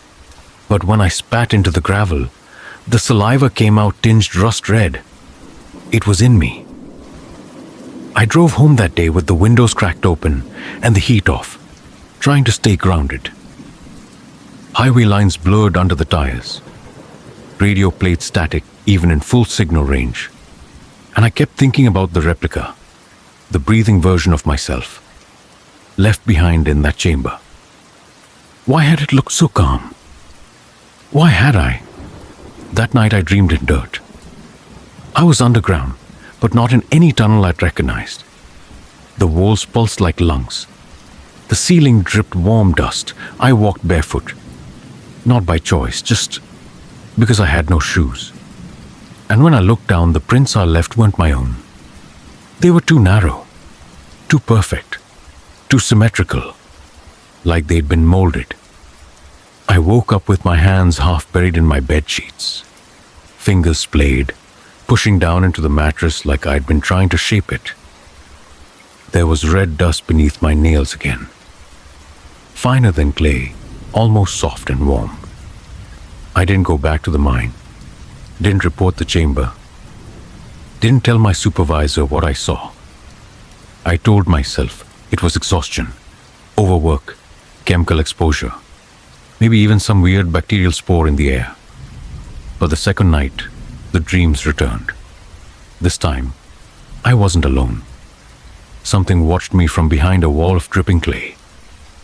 Its outline looked human, but it never blinked. And its face was mine. Except it smiled constantly, softly, like it had found peace, and was waiting for me to admit I wanted that too. I couldn't stop shaking the next morning. I wore gloves all day. At the grocery store, I caught the cashier staring at me. I smiled. She flinched. When I got back into my truck, I checked the mirror. My smile was still there, even though my mouth wasn't moving. Over the next 2 days, I stopped trying to speak. It didn't matter. People barely noticed. When I nodded, they nodded back. When I gestured, they understood. I started to feel lighter, like shedding something heavy. Like I didn't need language anymore. Just intention, just pressure and shape and form. I sat for hours at my kitchen table, palms open, fingers twitching slightly, clay from a dollar store craft kit in front of me. I didn't remember buying it, but my hands did. They moved on their own. Smooth strokes, delicate pinches, a symmetry I'd never possessed. By sundown, I had made something small, humanoid. Its face was still soft, unfinished. But the shoulders? The scar on the left knuckle? Perfect. I set it gently on the windowsill and fell asleep in the chair. When I woke the next morning, it was breathing. The clay figure on my windowsill was breathing louder now. Still subtle, a slight rise and fall of its chest, but unmistakable. I held my hand above it once, just to feel. It exhaled warm air in tiny puffs that smelled like dry earth after lightning. I didn't make a sound. I couldn't. Even if I wanted to scream, I tried to destroy it. That was my last real act of resistance.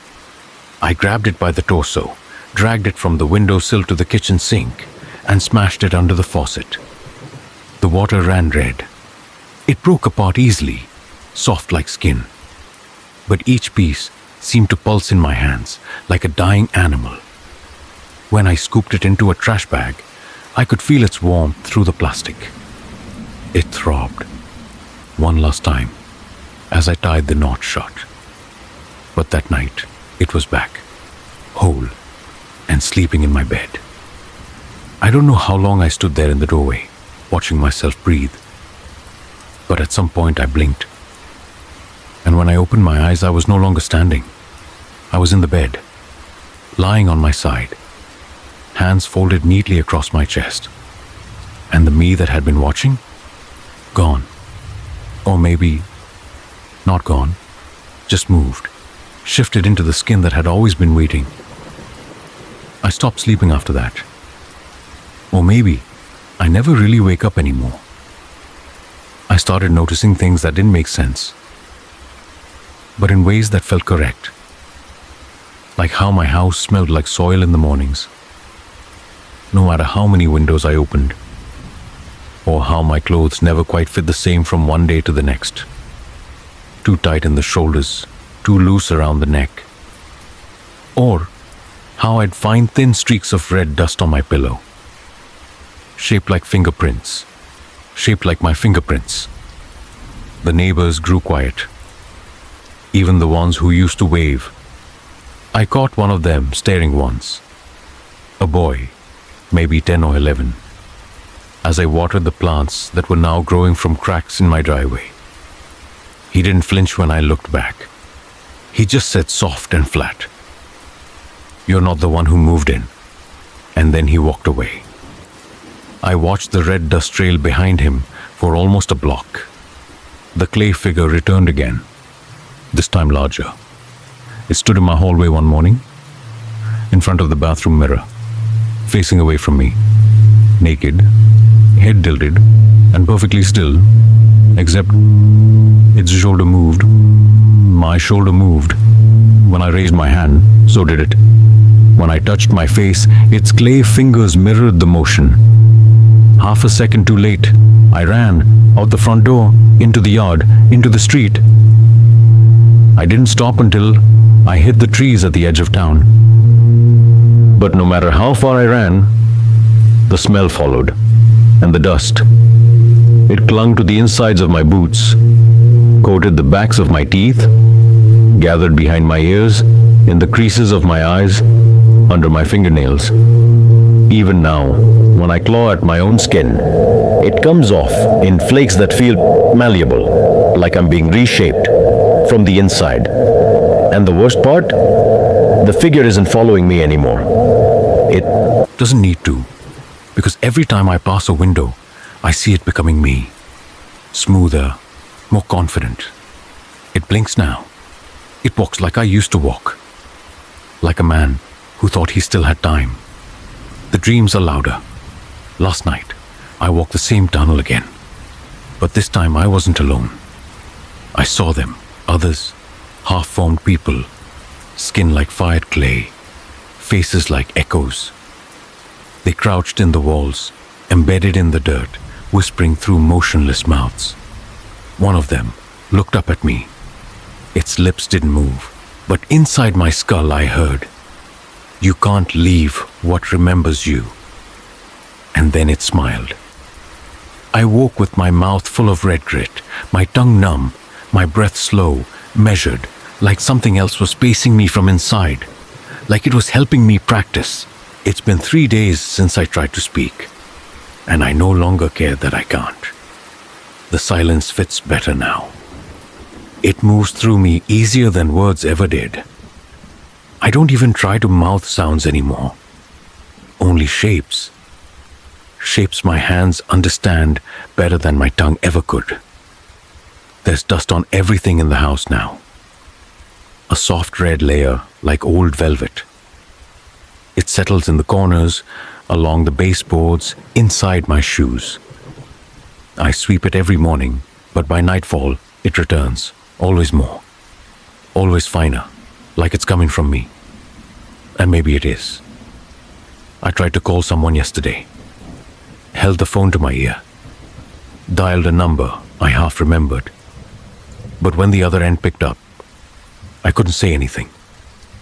And worse, I could hear someone breathing on my end of the line.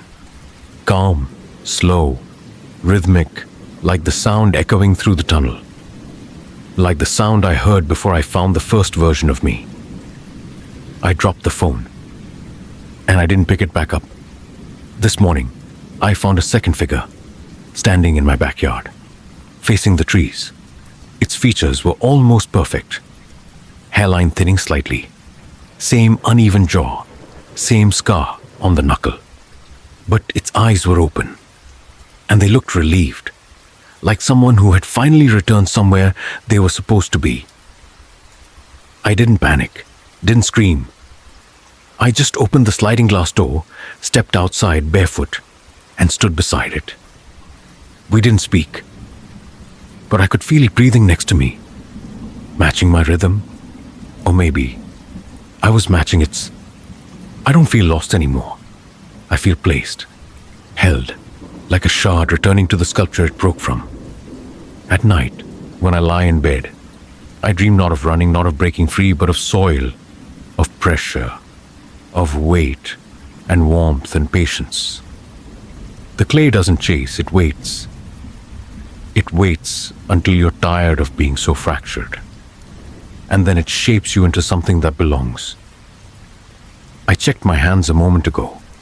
There's still red dust beneath the nails. But when I touched it this time, it didn't feel like contamination. It felt like home. I used to think the tunnels were empty, but now I understand. They're full of people who stopped running, full of voices that chose stillness, full of selves that finally found a shape that made sense. And I think tomorrow, I'll go back, not to map, not to escape, but to settle, to step into the earth and breathe. Story 3. Whispers of the Unseen. The Faceless Man and the Rosary of Bone. It was 3:17 a.m. the first time I saw him. I hadn't been sleeping well. Something about the stillness in this place made my skin itch. No phones, no clocks, no internet. Just old wooden floors that creaked in strange rhythms and a schedule that ran on silence and bells. The retreat house had once been a monastery. Now, it served men like me. Overworked, overstimulated, spiritually dislocated. People who didn't know how to breathe anymore. The room they gave me was plain. Iron-framed bed, thin mattress, crucifix above the door. 12 other men in the same room, all sleeping like they'd been poured into their bunks and left to settle. Except me. That night I lay awake with the weight of my own heartbeat, keeping time. And then I heard it. Click, click, click. At first, I thought it was someone pacing the hall, maybe a monk on their way to matins. But the sound didn't echo right. It wasn't from above or below. It was in the room. I rolled over. And that's when I saw him, perched halfway up the stairs of the bunk bed opposite mine. Was a figure, motionless except for his hands. He was sitting backwards on the steps, knees folded at unnatural angles, one shoulder higher than the other. His back was to me, and he was holding a rosary.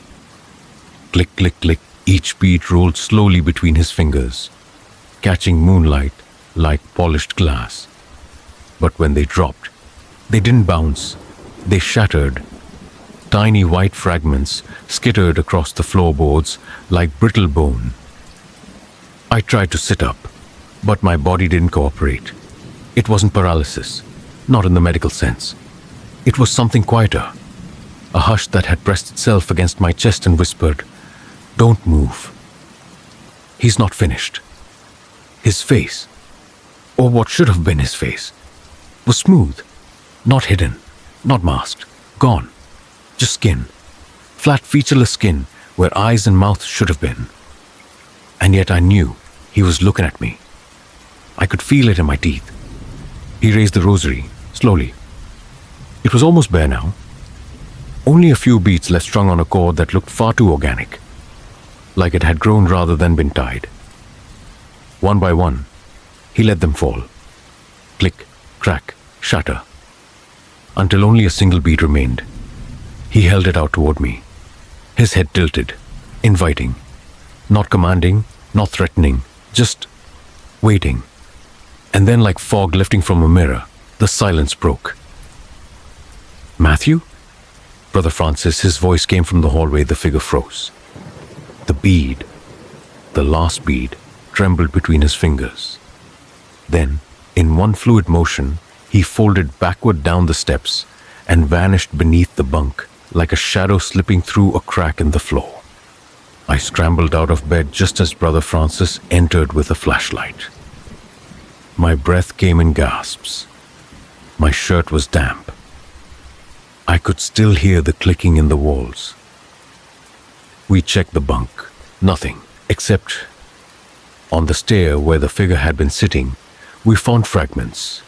White, porous, curved slightly, like chips of something once living, and lying between them was a rosary made of polished bone. 58 beads, one missing. Some prayers, I think, are never meant to be finished. Some rosaries should stay broken. I didn't tell anyone the full truth. Brother Francis asked if I'd had a nightmare. I nodded. That was easier than trying to explain the man with no face and the rosary that cracked like bone china on the floor. He told me to pray. "Offer it up," he said, placing a hand on my shoulder. Everything that visits us in silence, God already knows. But it didn't feel like God that had visited me. That day I walked the garden path until my feet went numb. I thumbed my own rosary so hard my fingers blistered. I stayed silent through Vespers, and still, when the hour came again, 3:17 a.m., I woke. No sound this time, no clicking, just a pressure. The kind of pressure you feel when someone's kneeling beside your bed, watching you breathe. I opened my eyes. He was back. Not on the stairs this time, closer. Squatting in the space between my bunk and the next, knees splayed, spine curved like a question mark, holding the rosary in both hands. But it wasn't empty anymore. It was longer. New beads had appeared. I counted, almost without meaning to. 57, and now 58, still missing one, still holding it between two fingers. He didn't offer it this time. He just twisted the cord slowly, like winding a noose, and tilted his head. Waiting. Always waiting. I tried to speak. I wanted to say no. I wanted to pray. But the words caught in my throat, thick and dry. My mouth tasted like old ash and iron. I blinked, and he was gone again. The next morning, there was a thin ring of dust around my bunk. White-gray, like crushed limestone or cremated ash. When I stepped into the hall, I noticed something else. Every wall niche that had once held a crucifix or saint's icon, empty, clean, as if they'd never been there. And when I asked Brother Dominic, the retreat's quiet groundskeeper, if anything had been moved, he looked at me for a long moment before saying, "Nothing leaves here unless it's carried." On the third night, I didn't try to sleep. I sat on the edge of my bed, holding my rosary tight in one hand, a flashlight in the other. At 3:16, I started to feel it. The pressure, the knowing, like the air had bent slightly in one direction. The room seemed deeper than usual. Darker too, like the shadows had become hollow. And then he emerged, from under the bunk this time. He didn't crawl or stand, he just rose, like smoke coalescing into foam. His face was the same, featureless, skin pulled flat over nothing. But his posture had changed. Straight, more certain.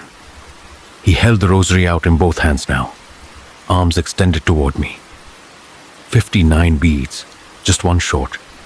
I felt my hand twitch, as if something in me wanted to complete it, needed to, as if that last bead was mine. That's when the hallway door creaked. Brother Francis stepped in, holding a candle. He didn't shout. He didn't gasp. He just walked up beside me, laid a hand on my wrist and whispered, "Not yet." The figure receded, melted, and this time it left something behind. Where it had been crouching, there were fragments again, but not random, a shape, carefully arranged, a kneeling man, head bowed, hands cupped, like someone mid-confession. I'm afraid I know what that last bead is. I think he's been carving it out of me, piece by piece. And soon, when I've been emptied enough, he'll place it where it belongs, and the prayer will be finished. I stopped going to morning prayer. I told myself I was sick, but the truth was, I was afraid I'd forget the words. Because each time I tried to recite the familiar psalms, they came out wrong. Not scrambled, not forgotten. Just empty, like mouthing a language I no longer understood. Like the voice behind them wasn't mine anymore. Brother Francis left a small note outside my door that day. He comes to the silent, the ones who no longer resist their own erasure. No signature.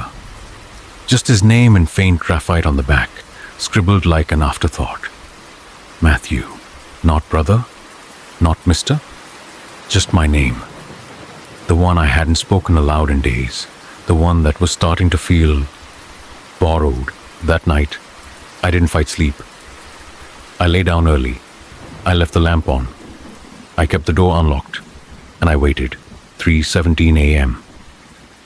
He was already there, sitting at the edge of my bed. Not crouched, not crawling, just seated, like someone waiting for a train. Calm, timeless. The rosary was full now. 60 beads, complete. The final one, the one I'd refused to accept, was in place. But there was something wrong about it. It looked fresh, wet, red, not white. It pulsed faintly with every heartbeat. Mine. It was mine. Not metaphorically, not symbolically, literally mine. And when I leaned forward, unable to stop myself, I saw what had changed. The face. He had one now. Not fully formed, not detailed, but the suggestion of eyes, the soft indent of lips. It was like watching clay being pressed from the inside, and I recognized it, not from a mirror, but from photos, from childhood, from memories that had lost color. It was me, younger, hollow, waiting to be filled. I whispered or tried to.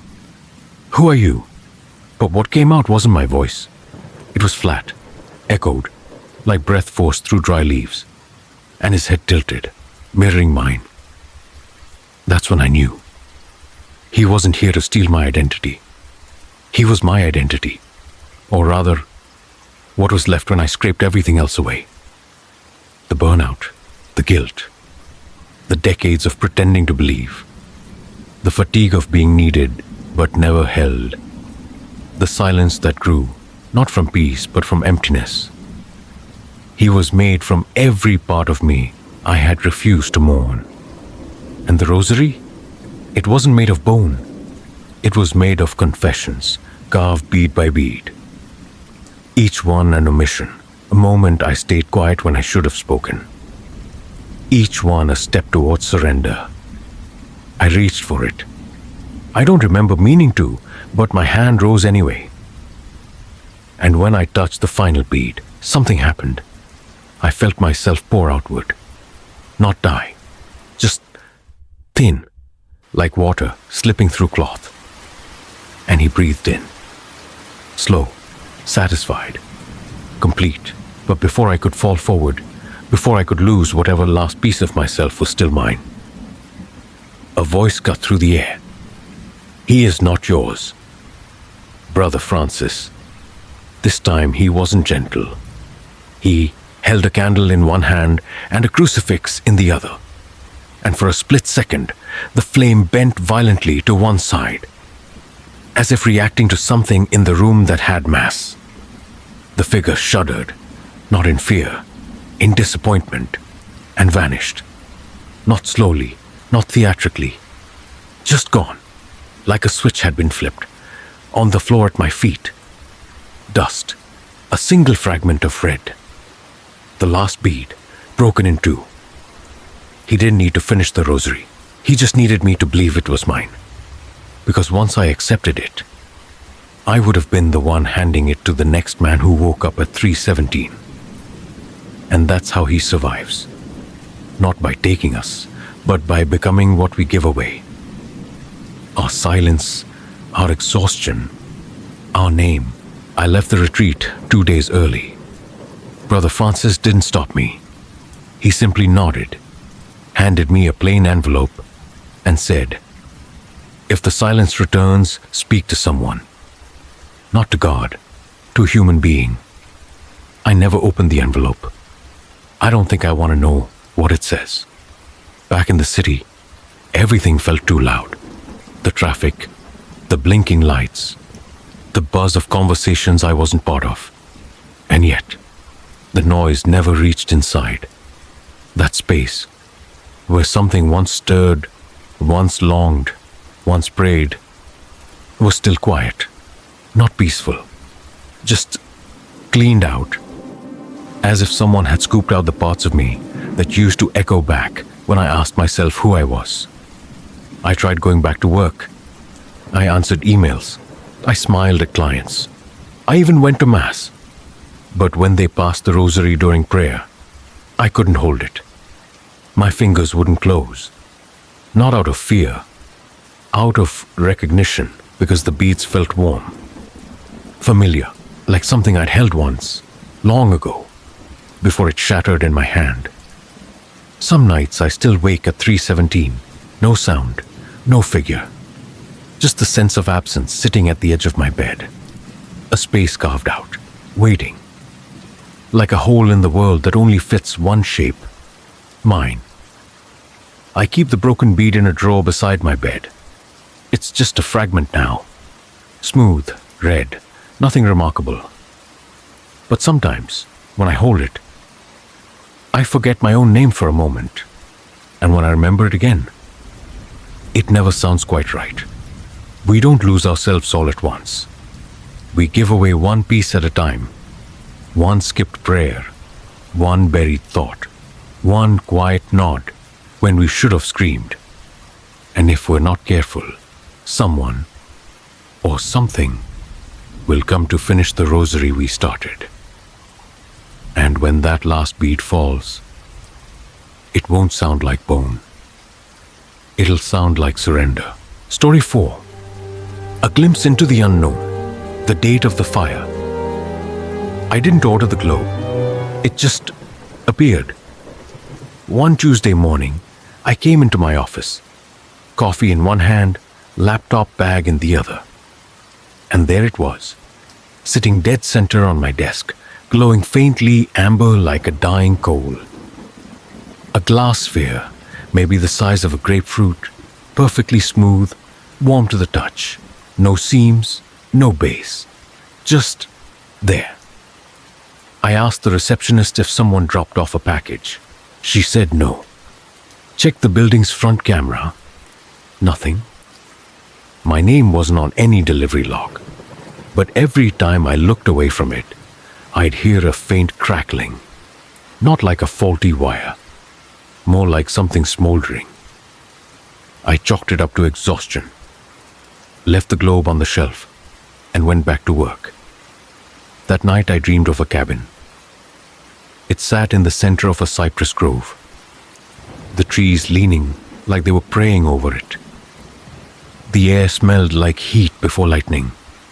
And though it was midnight dark, the cabin cast no shadows. Not on the ground, not on itself. I stood outside the open door, and I knew I was supposed to walk in. So I did. Inside there were stacks of letters, each one addressed to no one, each one written in my handwriting. And every single one began with the same words. I'm sorry for what I'm going to do. I woke up choking on the smell of smoke. There was nothing burning in my apartment. No fire alarm. No cause. Just a faint orange glow coming from the corner of the room. The globe. It had moved. No longer on the shelf. Now sitting perfectly centered on my nightstand, pulsing like a heartbeat. I didn't sleep the next night. But it didn't matter. At 3:41 a.m., the globe lit up again, and I heard whispers, not loud, not distinct. Just there, like breath behind glass. November 15th, 11:47. A date, a time. I wrote it down. I wish I hadn't. At first I thought it was a warning, that I was being shown something, that maybe the letters were a cry for help. Some temporal anomaly, some psychic fluke. I read every letter I could find in the dream, trying to decode them. But they didn't speak of disaster. They didn't even plead for forgiveness. They sounded rehearsed, like instructions. And then came November 15th. I stayed home that night, doors locked, phone fully charged. At 11:47 p.m., I looked out my window. And that's when I saw the fire. Not in my building, not in my hands, just down the street. A 2-story house engulfed in orange, and standing at the edge of the road backlit by the flames across me was me, holding the globe, smiling. I didn't start the fire. I swear I didn't. But I didn't stop it either, because something deeper than will had already decided I belonged to the moment it happened. This wasn't prophecy. It wasn't possession. It was recruitment. The morning after the fire, I told myself I had imagined it, until I checked the local news. 2 injured, suspected electrical short. No foul play. I zoomed in on the blurry photo they'd taken from across the street. And there, behind the police tape, barely visible in the window reflection, was a shape, someone standing, holding something round and glowing. I shut the laptop. I called in sick, but the damage was done, because deep down I knew. The globe stayed quiet for a while after that. No pulses, no heat, no sound, but then the letters began appearing. Not in dreams this time, but in my apartment, tucked between books, slipped into jacket pockets, stacked neatly on my kitchen table.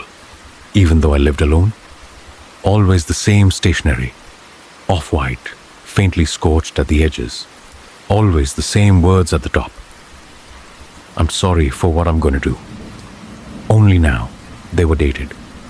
November 16th, November 17th, November 18th. Each one written before the events they described, and each one signed, in my own hand. Not forged, not copied. Mine. The instructions started small. Turn left at 9:12 a.m., even if it feels wrong. Drop your keys outside apartment 3B. Let the man in the grey hoodie borrow your lighter. I obeyed at first out of fear, then out of habit. And then I stopped questioning. Because every time I followed the note, something subtle changed. A dog barked and scared a toddler away from a speeding bike. A woman looked down just in time to miss the falling glass from an overhead window. A man's phone rang at a red light, keeping him stopped long enough to avoid a head-on crash. None of it made me a hero. It made me a cog, a necessary click in a watch I couldn't see the face of. Until the tone shifted, the letters grew colder. Ignore the crying in stairwell B. Leave the candle burning. Don't tell her the door is unlocked. I burned those notes the moment I read them, but the ash stayed, collected in the corners of the room, beneath my fingernails, on my sheets. And when I checked the news, there it was. Small fire injures 1. Burglary leaves woman unconscious, no suspects. Child found wandering 2 floors below his apartment, unharmed. It didn't make sense. I disobeyed. And still, the outcomes matched what the letters had predicted. That's when I realized they weren't instructions. They were records of what I had already decided to do. The globe reappeared in my bedroom the night of November 22nd. It was warm again, brighter, and as I touched it, I felt something I hadn't before. Not heat, not energy, but recognition, like a handshake, like a welcome. I didn't sleep that night. I just sat on the floor, globe in my lap, flipping through the newest letter. You are not possessed. You are not chosen. You are proving yourself. This is not prophecy. It is alignment. And at the bottom, December 1st, ignition confirmed. That was 8 days from now. I didn't know what was going to burn, but I knew where I'd be when it happened. I thought I was being shown the future. But the future wasn't the gift. It was the bait. I spent the next week trying to stop it. I threw out the globe, blocked all exits in my apartment, burned every new letter that appeared without reading them, slept during the day, stayed awake at night, tried to scramble whatever pattern had been laid out for me. But the whispers didn't stop. If anything, they grew clearer. Not voices, not commands, just affirmations. Closer, aligned. Only one bead left on the fuse. Thank you. On November 28th, I visited the house that burned on the 15th. I'd avoided it before. Too afraid of what I might see, or worse, remember. But I needed to know. The lot was taped off, the siding half collapsed, windows blackened. But the structure still stood. A few neighbors were outside, somber, suspicious. I stood across the street for nearly half an hour, trying not to look obvious. And that's when I saw it. My initials carved into the sidewalk in front of the property. Small, faint, dated October 2nd. 6 weeks before I ever found the globe. 6 weeks before I'd ever dreamed of the cabin. I stared at the letters like they might rearrange themselves into someone else's name. They didn't. Back home, I found a package on my doorstep. Unmarked, taped shut. Inside, the globe. Whole, uncracked, still warm. And beneath it, just one thing. A photo.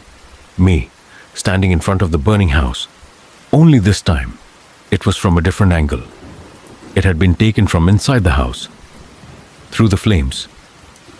From the point of view of someone watching me smile. I fell to my knees. Not from guilt, but from the weight of a realization that slid into place like the final click of a combination lock. There was no future to stop. Everything I'd done, even the resistance, was part of it.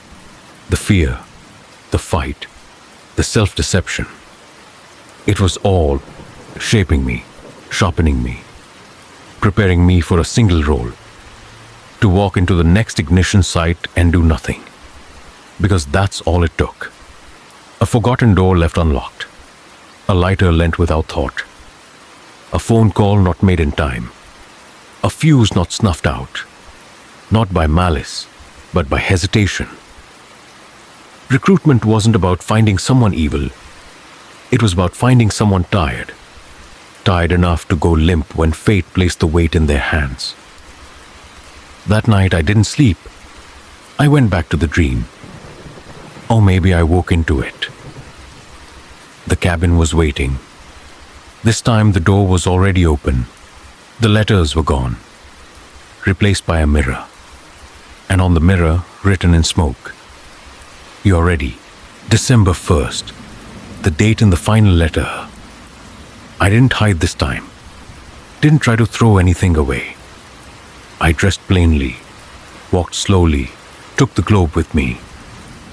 It was warm now, not just in the hand, but in the chest, like it was synced to something beating deeper than my own heart.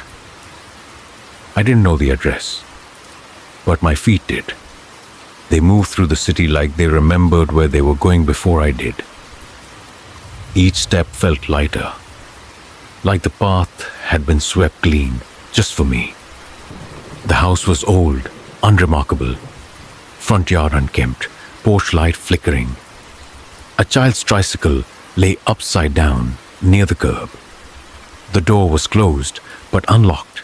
I didn't open it. I didn't need to. I just stood there, globe in hand, waiting. At 11:47 p.m., I turned and walked away. Never knocked, never lit anything, never said a word. Just stepped off the porch and back onto the sidewalk, slow and calm and certain. 20 seconds later, the sky behind me bloomed orange. No scream, no explosion, just heat, the kind that finds your spine and reminds you of every moment you failed to act. I didn't look back. The fire didn't ask me to. Later in the mirror, I noticed something. A mark, low on my neck. A soft, circular burn. The exact shape and size of the globe's base. Except, the globe never had a base. Did it? That night, a new letter appeared on my desk. Single sentence, typed this time. "You're no longer needed, but you're still welcome." I folded it, placed it in my coat pocket. and went to sleep. I still dream of the cabin sometimes. It's empty now, but I feel the pressure in the walls, like something waiting to be rebuilt. And I think that's the point. This isn't a cycle, it's a process, refinement. Each flame peels away those who hesitate. Each fire finds the next candidate. And now, when I walk through the world, I see them. People with soft eyes and quiet shoulders. The kind of people who don't want to do harm, only to stop feeling responsible. Those are the ones the heat reaches first. This was never about fire. It was about willingness. And once you prove you're willing, even once, you don't need to strike the match again. You've already agreed to hold the box. Story 5. The Unseen World, Reflections and Possibilities. I've driven highways for almost 20 years. Graveyard routes, long hauls, back roads no GPS wants to admit exist. You see things out here. Wildlife, lightning crawling sideways across the sky. People standing just off the shoulder at 3 a.m. like they forgot where they came from. But nothing prepares you for when one of them knows your name. It was mile marker 207 on I-15. Empty stretch. No exits for the next 40 miles. Just me, the hum of the engine, and a thermos full of burnt coffee. The CB was dead quiet. No weather, no chatter. Just static so soft I forgot it was even on. That's when I saw it. At first, just a shape in the fog. Man-sized. Still. Standing in the center divide like a mile marker that didn't belong. As I got closer, I realized it was a scarecrow. Sort of. But no straw, no hay, no sticks. It wore a dark suit, perfectly tailored, jacket still crisp despite the wind, and it didn't move. Not even as my headlights hit it full on. But its head, it turned. Slowly. And as I passed, I heard it. Clear as a whisper pressed against glass. Marcus? My name. Nobody else around for miles. I hit the brakes. Hard. Skidded slightly on the shoulder. Blinked. Looked in the mirror.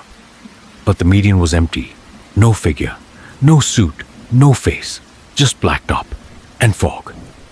I didn't sleep when I got to the rest stop. I just sat in the cab, hands shaking slightly, waiting for the sun to come up and burn whatever was left in my brain.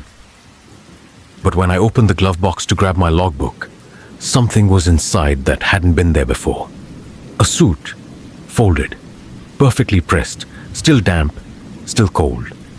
And not just cold from the night, cold from something else. Like it had been submerged or buried. It was my size, my style, my name stitched into the collar, M. Holloway. That was 2 nights ago. Since then, I've seen them every time I drive, but only in mirrors. 3, 4, sometimes 5 of them. Figures in dark suits, pale faces blurred like long exposure photographs.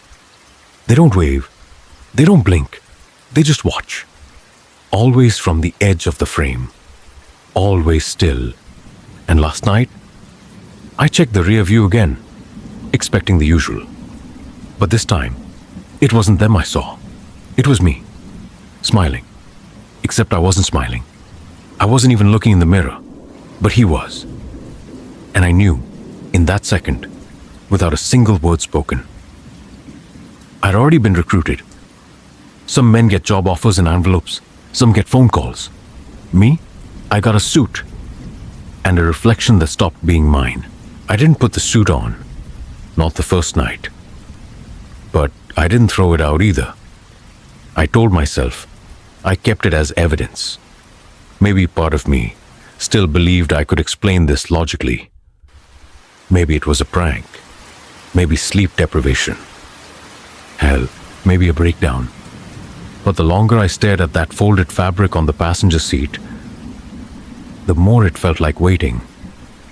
Not forgotten, not placed, presented. I tried ignoring the mirrors after that, covered the rear view with duct tape, switched off the side cams, taped a photo of my old dog over the sun visor so I'd stop catching glimpses of the windshield at night. But it didn't help, because they were everywhere. Gas station windows, stainless steel bathroom fixtures, sunglasses, puddles. Even my shadow started looking off. It didn't lag. It didn't mimic. It watched.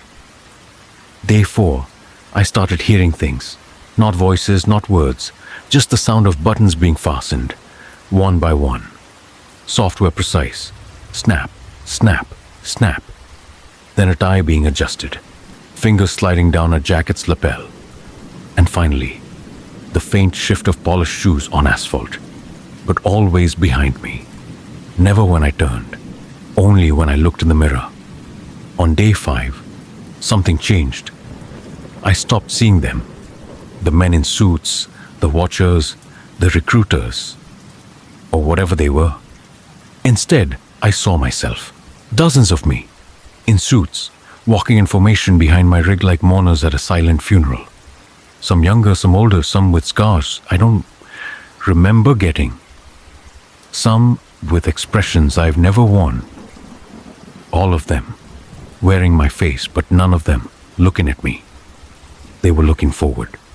I finally put the suit on. I don't remember making the decision. I woke up at a rest stop somewhere in Kansas.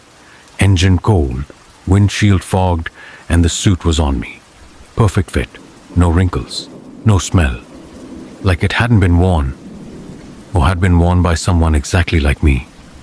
The tag still read M. Holloway. And when I looked in the bathroom mirror, my reflection didn't match my posture. I turned left. It turned right. I smiled nervously. It smirked. And then, while I stood frozen, it raised a finger and pressed it against the glass, like it was tracing the edge, not of the mirror, of a door. Since then, I've been seeing signs. Literal ones, billboards with no logos, just blank white with 3 words. We see potential graffiti on a train car. Welcome, Marcus. A diner menu that briefly glitched, replaced every item name with the phrase, approval pending. Even the GPS spoke out loud yesterday, though I had the sound off. Recalibrating for induction. Please continue. I told myself I could stop. Just toss the suit, quit the job. Go off-grid, but I didn't. Because something deeper, older than fear had started to settle in my spine. Anticipation. Like a muscle memory I didn't know I had. As if I wasn't being taken. I was being returned. Whatever they are, they don't abduct. They don't hunt. They don't force. They watch. And when you watch them back long enough, they help you find your place. On the 7th day, I saw it clearly. Not a flicker, not a glimpse, a full direct encounter. I had just finished refueling at a silent truck stop in Nebraska. The station was empty. No staff, no music, no lights except the motion sensor that flicked on as I approached the restroom. Inside, every surface reflected. The walls, the sink, even the floor. Not polished chrome, but a dark obsidian sheen, like oil with memory. And that's where I saw him. Me, but not mirroring me. Not anymore. He was standing slightly to the left of center, hands behind his back, posture perfect. Same face, same suit. But his eyes were different, sharper. As if he'd been doing this longer than me. As if he was the original, and I, the echo. He spoke, not aloud, not with sound, but with the movement of his face. His lips mouthed 3 words. You're almost ready. I stepped closer. He didn't flinch, didn't mimic, just nodded and reached forward. His fingertips brushed the inside of the glass, and mine, involuntarily, rose to meet them. There was no chill, no resistance, only pressure, like pressing into warm wax. I couldn't pull away. Behind him, in that world of reflection, stood rows of others. Not all were me. Some looked like other truckers I'd passed on the road. Some wore hospital scrubs, business suits, janitor uniforms, airport staff vests. All of them still. All of them watching their own reflections as if waiting for permission, or a signal, or an order. I asked, not with my voice, but in my mind, what are we? And my reflection answered, what remains when resistance becomes structure? What endures after identity is reassembled around function? We are mirrors that learn to step forward. I stumbled back, but the weight didn't lift. The pressure followed me into the hallway, into my cab, into the glass of my instrument panel. And now, for the first time, I understood what they were recruiting for. Not obedience, not belief, but alignment. The system didn't care about right or wrong. It cared about symmetry, about making sure that when a window was looked through, a window looked back, and eventually stepped through. I looked into the rearview mirror that night. The duct tape had peeled off. My own face stared back, but only mostly mine. The hair was neater, the jaw more confident, the gaze rehearsed. And when I blinked, he didn't. He smiled. And somewhere in the dark behind my cab, I heard dozens of shoes take a synchronized step forward. They were never trying to replace me. They were showing me the version of me they wanted me to become. And I was almost there. I started polishing my mirrors. Not compulsively, ritually. Windex, microfiber, steady circles, every morning before I start the engine. Like I'm tending an altar. Because that's what they are now. Not glass, not tools, but windows into where I'm going, where I've already been, where they wait. I no longer cover the rear view. In fact, I keep a small light clipped just above it, soft amber glow. So even at night, I can always see what's behind me. Not what I'm leaving, but what's following. And more often, who I'm becoming. Sometimes when I'm driving just before dawn, the reflection moves before I do. Adjusts the collar, tilts the head, prepares. I don't resist anymore, because I've realized something. This isn't invasion, it's instruction. I've started receiving envelopes now. No address, just left on the dash after I refuel. Inside, schedules, routes I didn't bid for, places I've never been. Always precise, always correct. And when I follow them, things align. I pass someone at the exact moment they look up and see me. I arrive at a diner where the radio is already playing a song I dreamed of the night before. I park beside a truck that has the same dent, the same rust, the same CB call number as mine, and a driver who looks up and nods as if we're already acquainted. And when I glance at the glass of the coffee pot behind the counter, I see us both, facing forward, same tie, same hands, same smile. I no longer ask where this leads. That question was meant for people with destinations. I have none, only assignments. I drive, I reflect, I exist as needed, and mirrors, they guide me. Last week, I passed a rest stop and saw a young driver pulled over on the shoulder, hands shaking, eyes red, empty cab. I didn't stop. I just checked the mirror. And there, in the side view, I saw him staring back at me. Behind him, faint and flickering like bad reception, were 4 men in suits, watching, not moving, just waiting. I nodded, and the figure in the mirror, my reflection, nodded back, not to him, to me. You don't join them. You become recognizable to them. And once you're seen clearly enough, you reflect what they need to be seen next. That's the work. That's the purpose. That's the unseen world. In these 5 true encounters, what stands out isn't what was seen, but what was felt. A bottle swinging like a metronome behind your car at 80 miles per hour. A clay version of yourself that breathes when you stop believing in your own voice. A faceless man patiently assembling a rosary of bone and waiting for your guilt to finish it. A fire that was never meant to be prevented, only followed through. And a mirror that doesn't reflect but recruits. Across back roads, mine shafts, silent monasteries, forgotten groves, and endless highways, the common thread isn't horror. It's recognition. A sense of being watched, of being measured, of being chosen, even before you knew there was a choice. These stories weren't warnings. They were invitations. A glimpse into the moment before something takes your place, or reveals that it already has.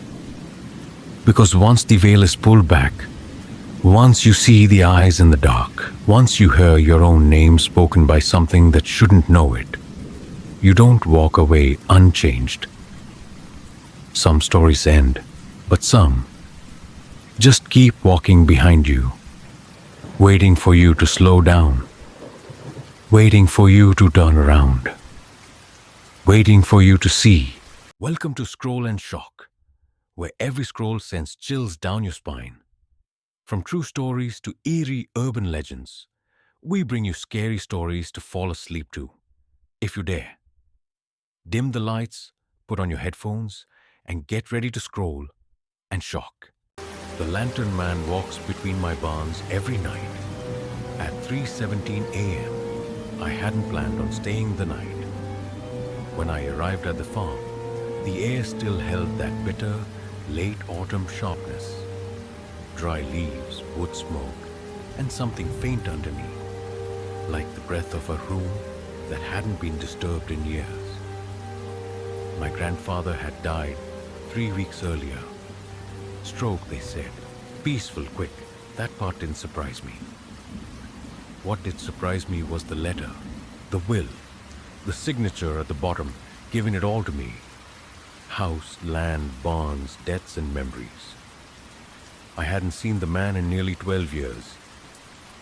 He stopped talking to the family long before he stopped breathing. Mom said it was grief. My uncle said it was pride. I think it was something else entirely. I hadn't been back to the farm since I was 12. I remembered the feel of the porch boards under my bare feet, the rusty squeak of the windmill at the edge of the cornfield, and the way Bishop, our old Labrador, used to bark at the tree line at dusk. At the time, I thought it was foxes.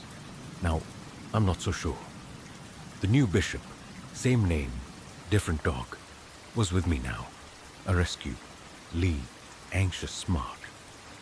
He'd been calm during the 4-hour drive from Asheville, but the moment we turned onto that long gravel road that led to the farmhouse, his ears flattened, and he let out a low, broken whine. I assumed it was motion sickness. It wasn't.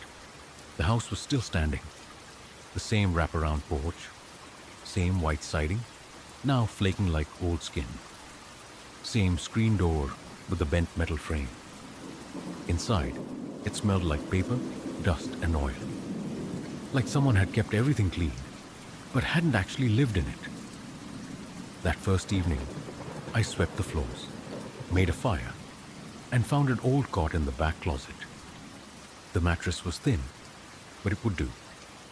I opened a can of soup, poured a little into Bishop's bowl, and told myself I'd be gone by morning. But I woke at 3:17 a.m. to the sound of him growling. At first, I thought it was a dream. I'd been drifting between sleep and wakefulness, unsure where one ended and the other began. But when I heard Bishop's low, guttural growl and saw his silhouette tense at the front door, I knew I was awake. I sat up. Cold air slid over my bare shoulders. Outside the window, the yard was a pool of darkness.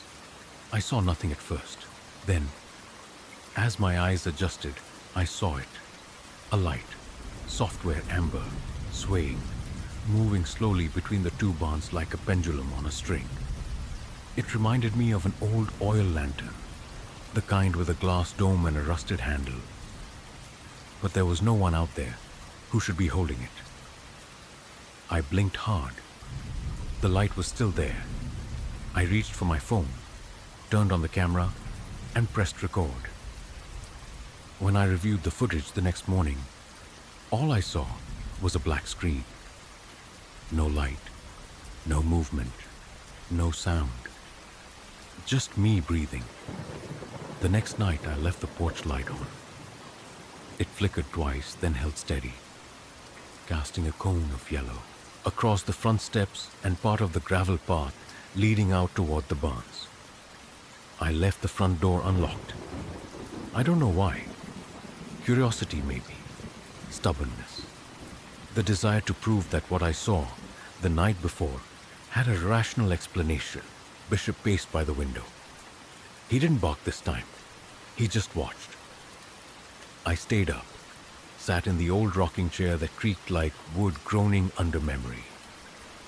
Every half hour, I checked the clock on the wall. Midnight, 1:15, 2:30. Then, right on schedule, the room dipped in temperature, like something opened somewhere nearby.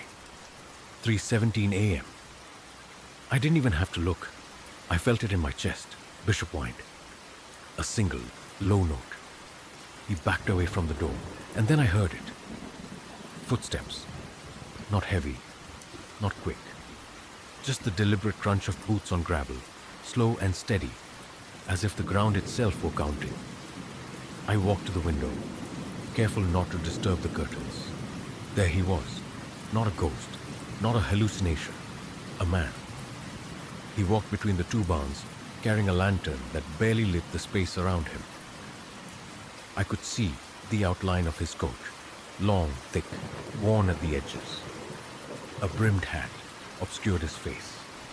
His steps never faltered. He passed straight between the buildings and disappeared behind the far barn, swallowed by the dark. I waited, but he didn't come back. The air stayed cold for a long time after. The attic had always scared me as a child. Something about the slope of the ceiling, the smell of insulation, the silence. But the next morning, driven by a mix of dread and something deeper, something that felt like a warning, I climbed the narrow stairs and opened the trapdoor. It was mustier than I remembered. The air tasted like sawdust and regret. I found the journal beneath a pile of moth-eaten flannel. Hard leather cover, yellowed pages. My grandfather's handwriting tight, deliberate, leaning slightly to the right. The first entry was dated March 3rd, 1984. 3:17 a.m. again. Saw the man, between the barns. Same lantern, same steps. Dog won't go near the door. There were dozens more. Not every night. Sometimes weeks passed between entries. But the pattern was always the same. He's closer now. I measured the steps in the frost, 11 feet nearer than last week. He never looks at me, but I think he knows I'm watching. Tonight he stopped. Just stopped. Held the lantern still, listened. There was no sound, but I felt something like a hum in my teeth. Like old power lines, static in my blood. Then this. I think I know what he's looking for. I think he wants to be remembered. He walks, so he won't be forgotten. The last entry was shorter. Just a single line. He reached the porch. I tried not to look the next night. I locked every window, pulled the curtains tight, left the television on for noise. But none of it helped, because at 3:17 a.m., the power went out. No flicker, no warning. Just instant silence, the kind that eats every echo. Bishop whimpered. I heard his claws scrabbling against the floor as he bolted into the bathroom. That was the only room without windows. And then, in the dark, I heard it again. Footsteps, crunching slowly up the gravel, The deliberate cadence of someone walking like they always have, because they don't know how to stop. This time, I didn't watch from the window. I opened the front door. The night was so cold it stole the breath from my chest. I stepped onto the porch barefoot. The wood was damp, chilled through, and he was there, at the bottom step, closer than ever. The lantern hung low in his left hand. The flame inside flickered, but didn't move with the wind. I saw more of him now. A long brown coat, frayed at the cuffs, work boots caked in dry mud, hands covered in old calluses and scars. The kind of hands that once dug fence posts and mended roofs and milked cows before dawn. And his face. It was soft, older than I expected, but not unkind, lined with time and exposure. His eyes were cloudy, pale, but not empty. They held something sad, something searching. He didn't speak. He just looked up at me for the first time and nodded, like I had finally done something he'd been waiting on for a very long time. Then he turned and walked away. I haven't left the farm since. I still hear him every night. 3:17 a.m. Sometimes I leave the door open. Sometimes I sit on the porch with a blanket and thermos and wait. He always walks the same line, between the barns, lantern low, gate slow and steady. But he never gets any closer now. He just passes by, like that one night when I faced him, fulfilled something. I've tried to leave, packed the truck 3 times, started down the gravel road with Bishop in the passenger seat. But I always turn back. Not because I'm scared, because I don't want to forget him. Because I think if I leave, he'll start walking again. And no one will be here to see. And if no one sees him, what happens then? Some nights I sleep through it. But on the nights I don't, I hear things. The soft hum of old lantern glass, the clink of a buckle, footsteps that match the rhythm of my own breath. And sometimes I wonder if there were other people, other caretakers of this line between barns, people who watched him so he could keep walking. People like my grandfather. Sometimes I think I'll see him again, the man with the lantern. Only this time, it won't be between the barns. It'll be at the foot of my bed. Lantern low, eyes tired, waiting. He walks to be remembered. He walks so he won't disappear. And every night, someone must watch, so the path stays clear. Welcome to Scroll and Shock, where every scroll sends chills down your spine. From true stories to eerie urban legends, we bring you scary stories to fall asleep to, if you dare. Dim the lights, put on your headphones, and get ready to scroll and shock.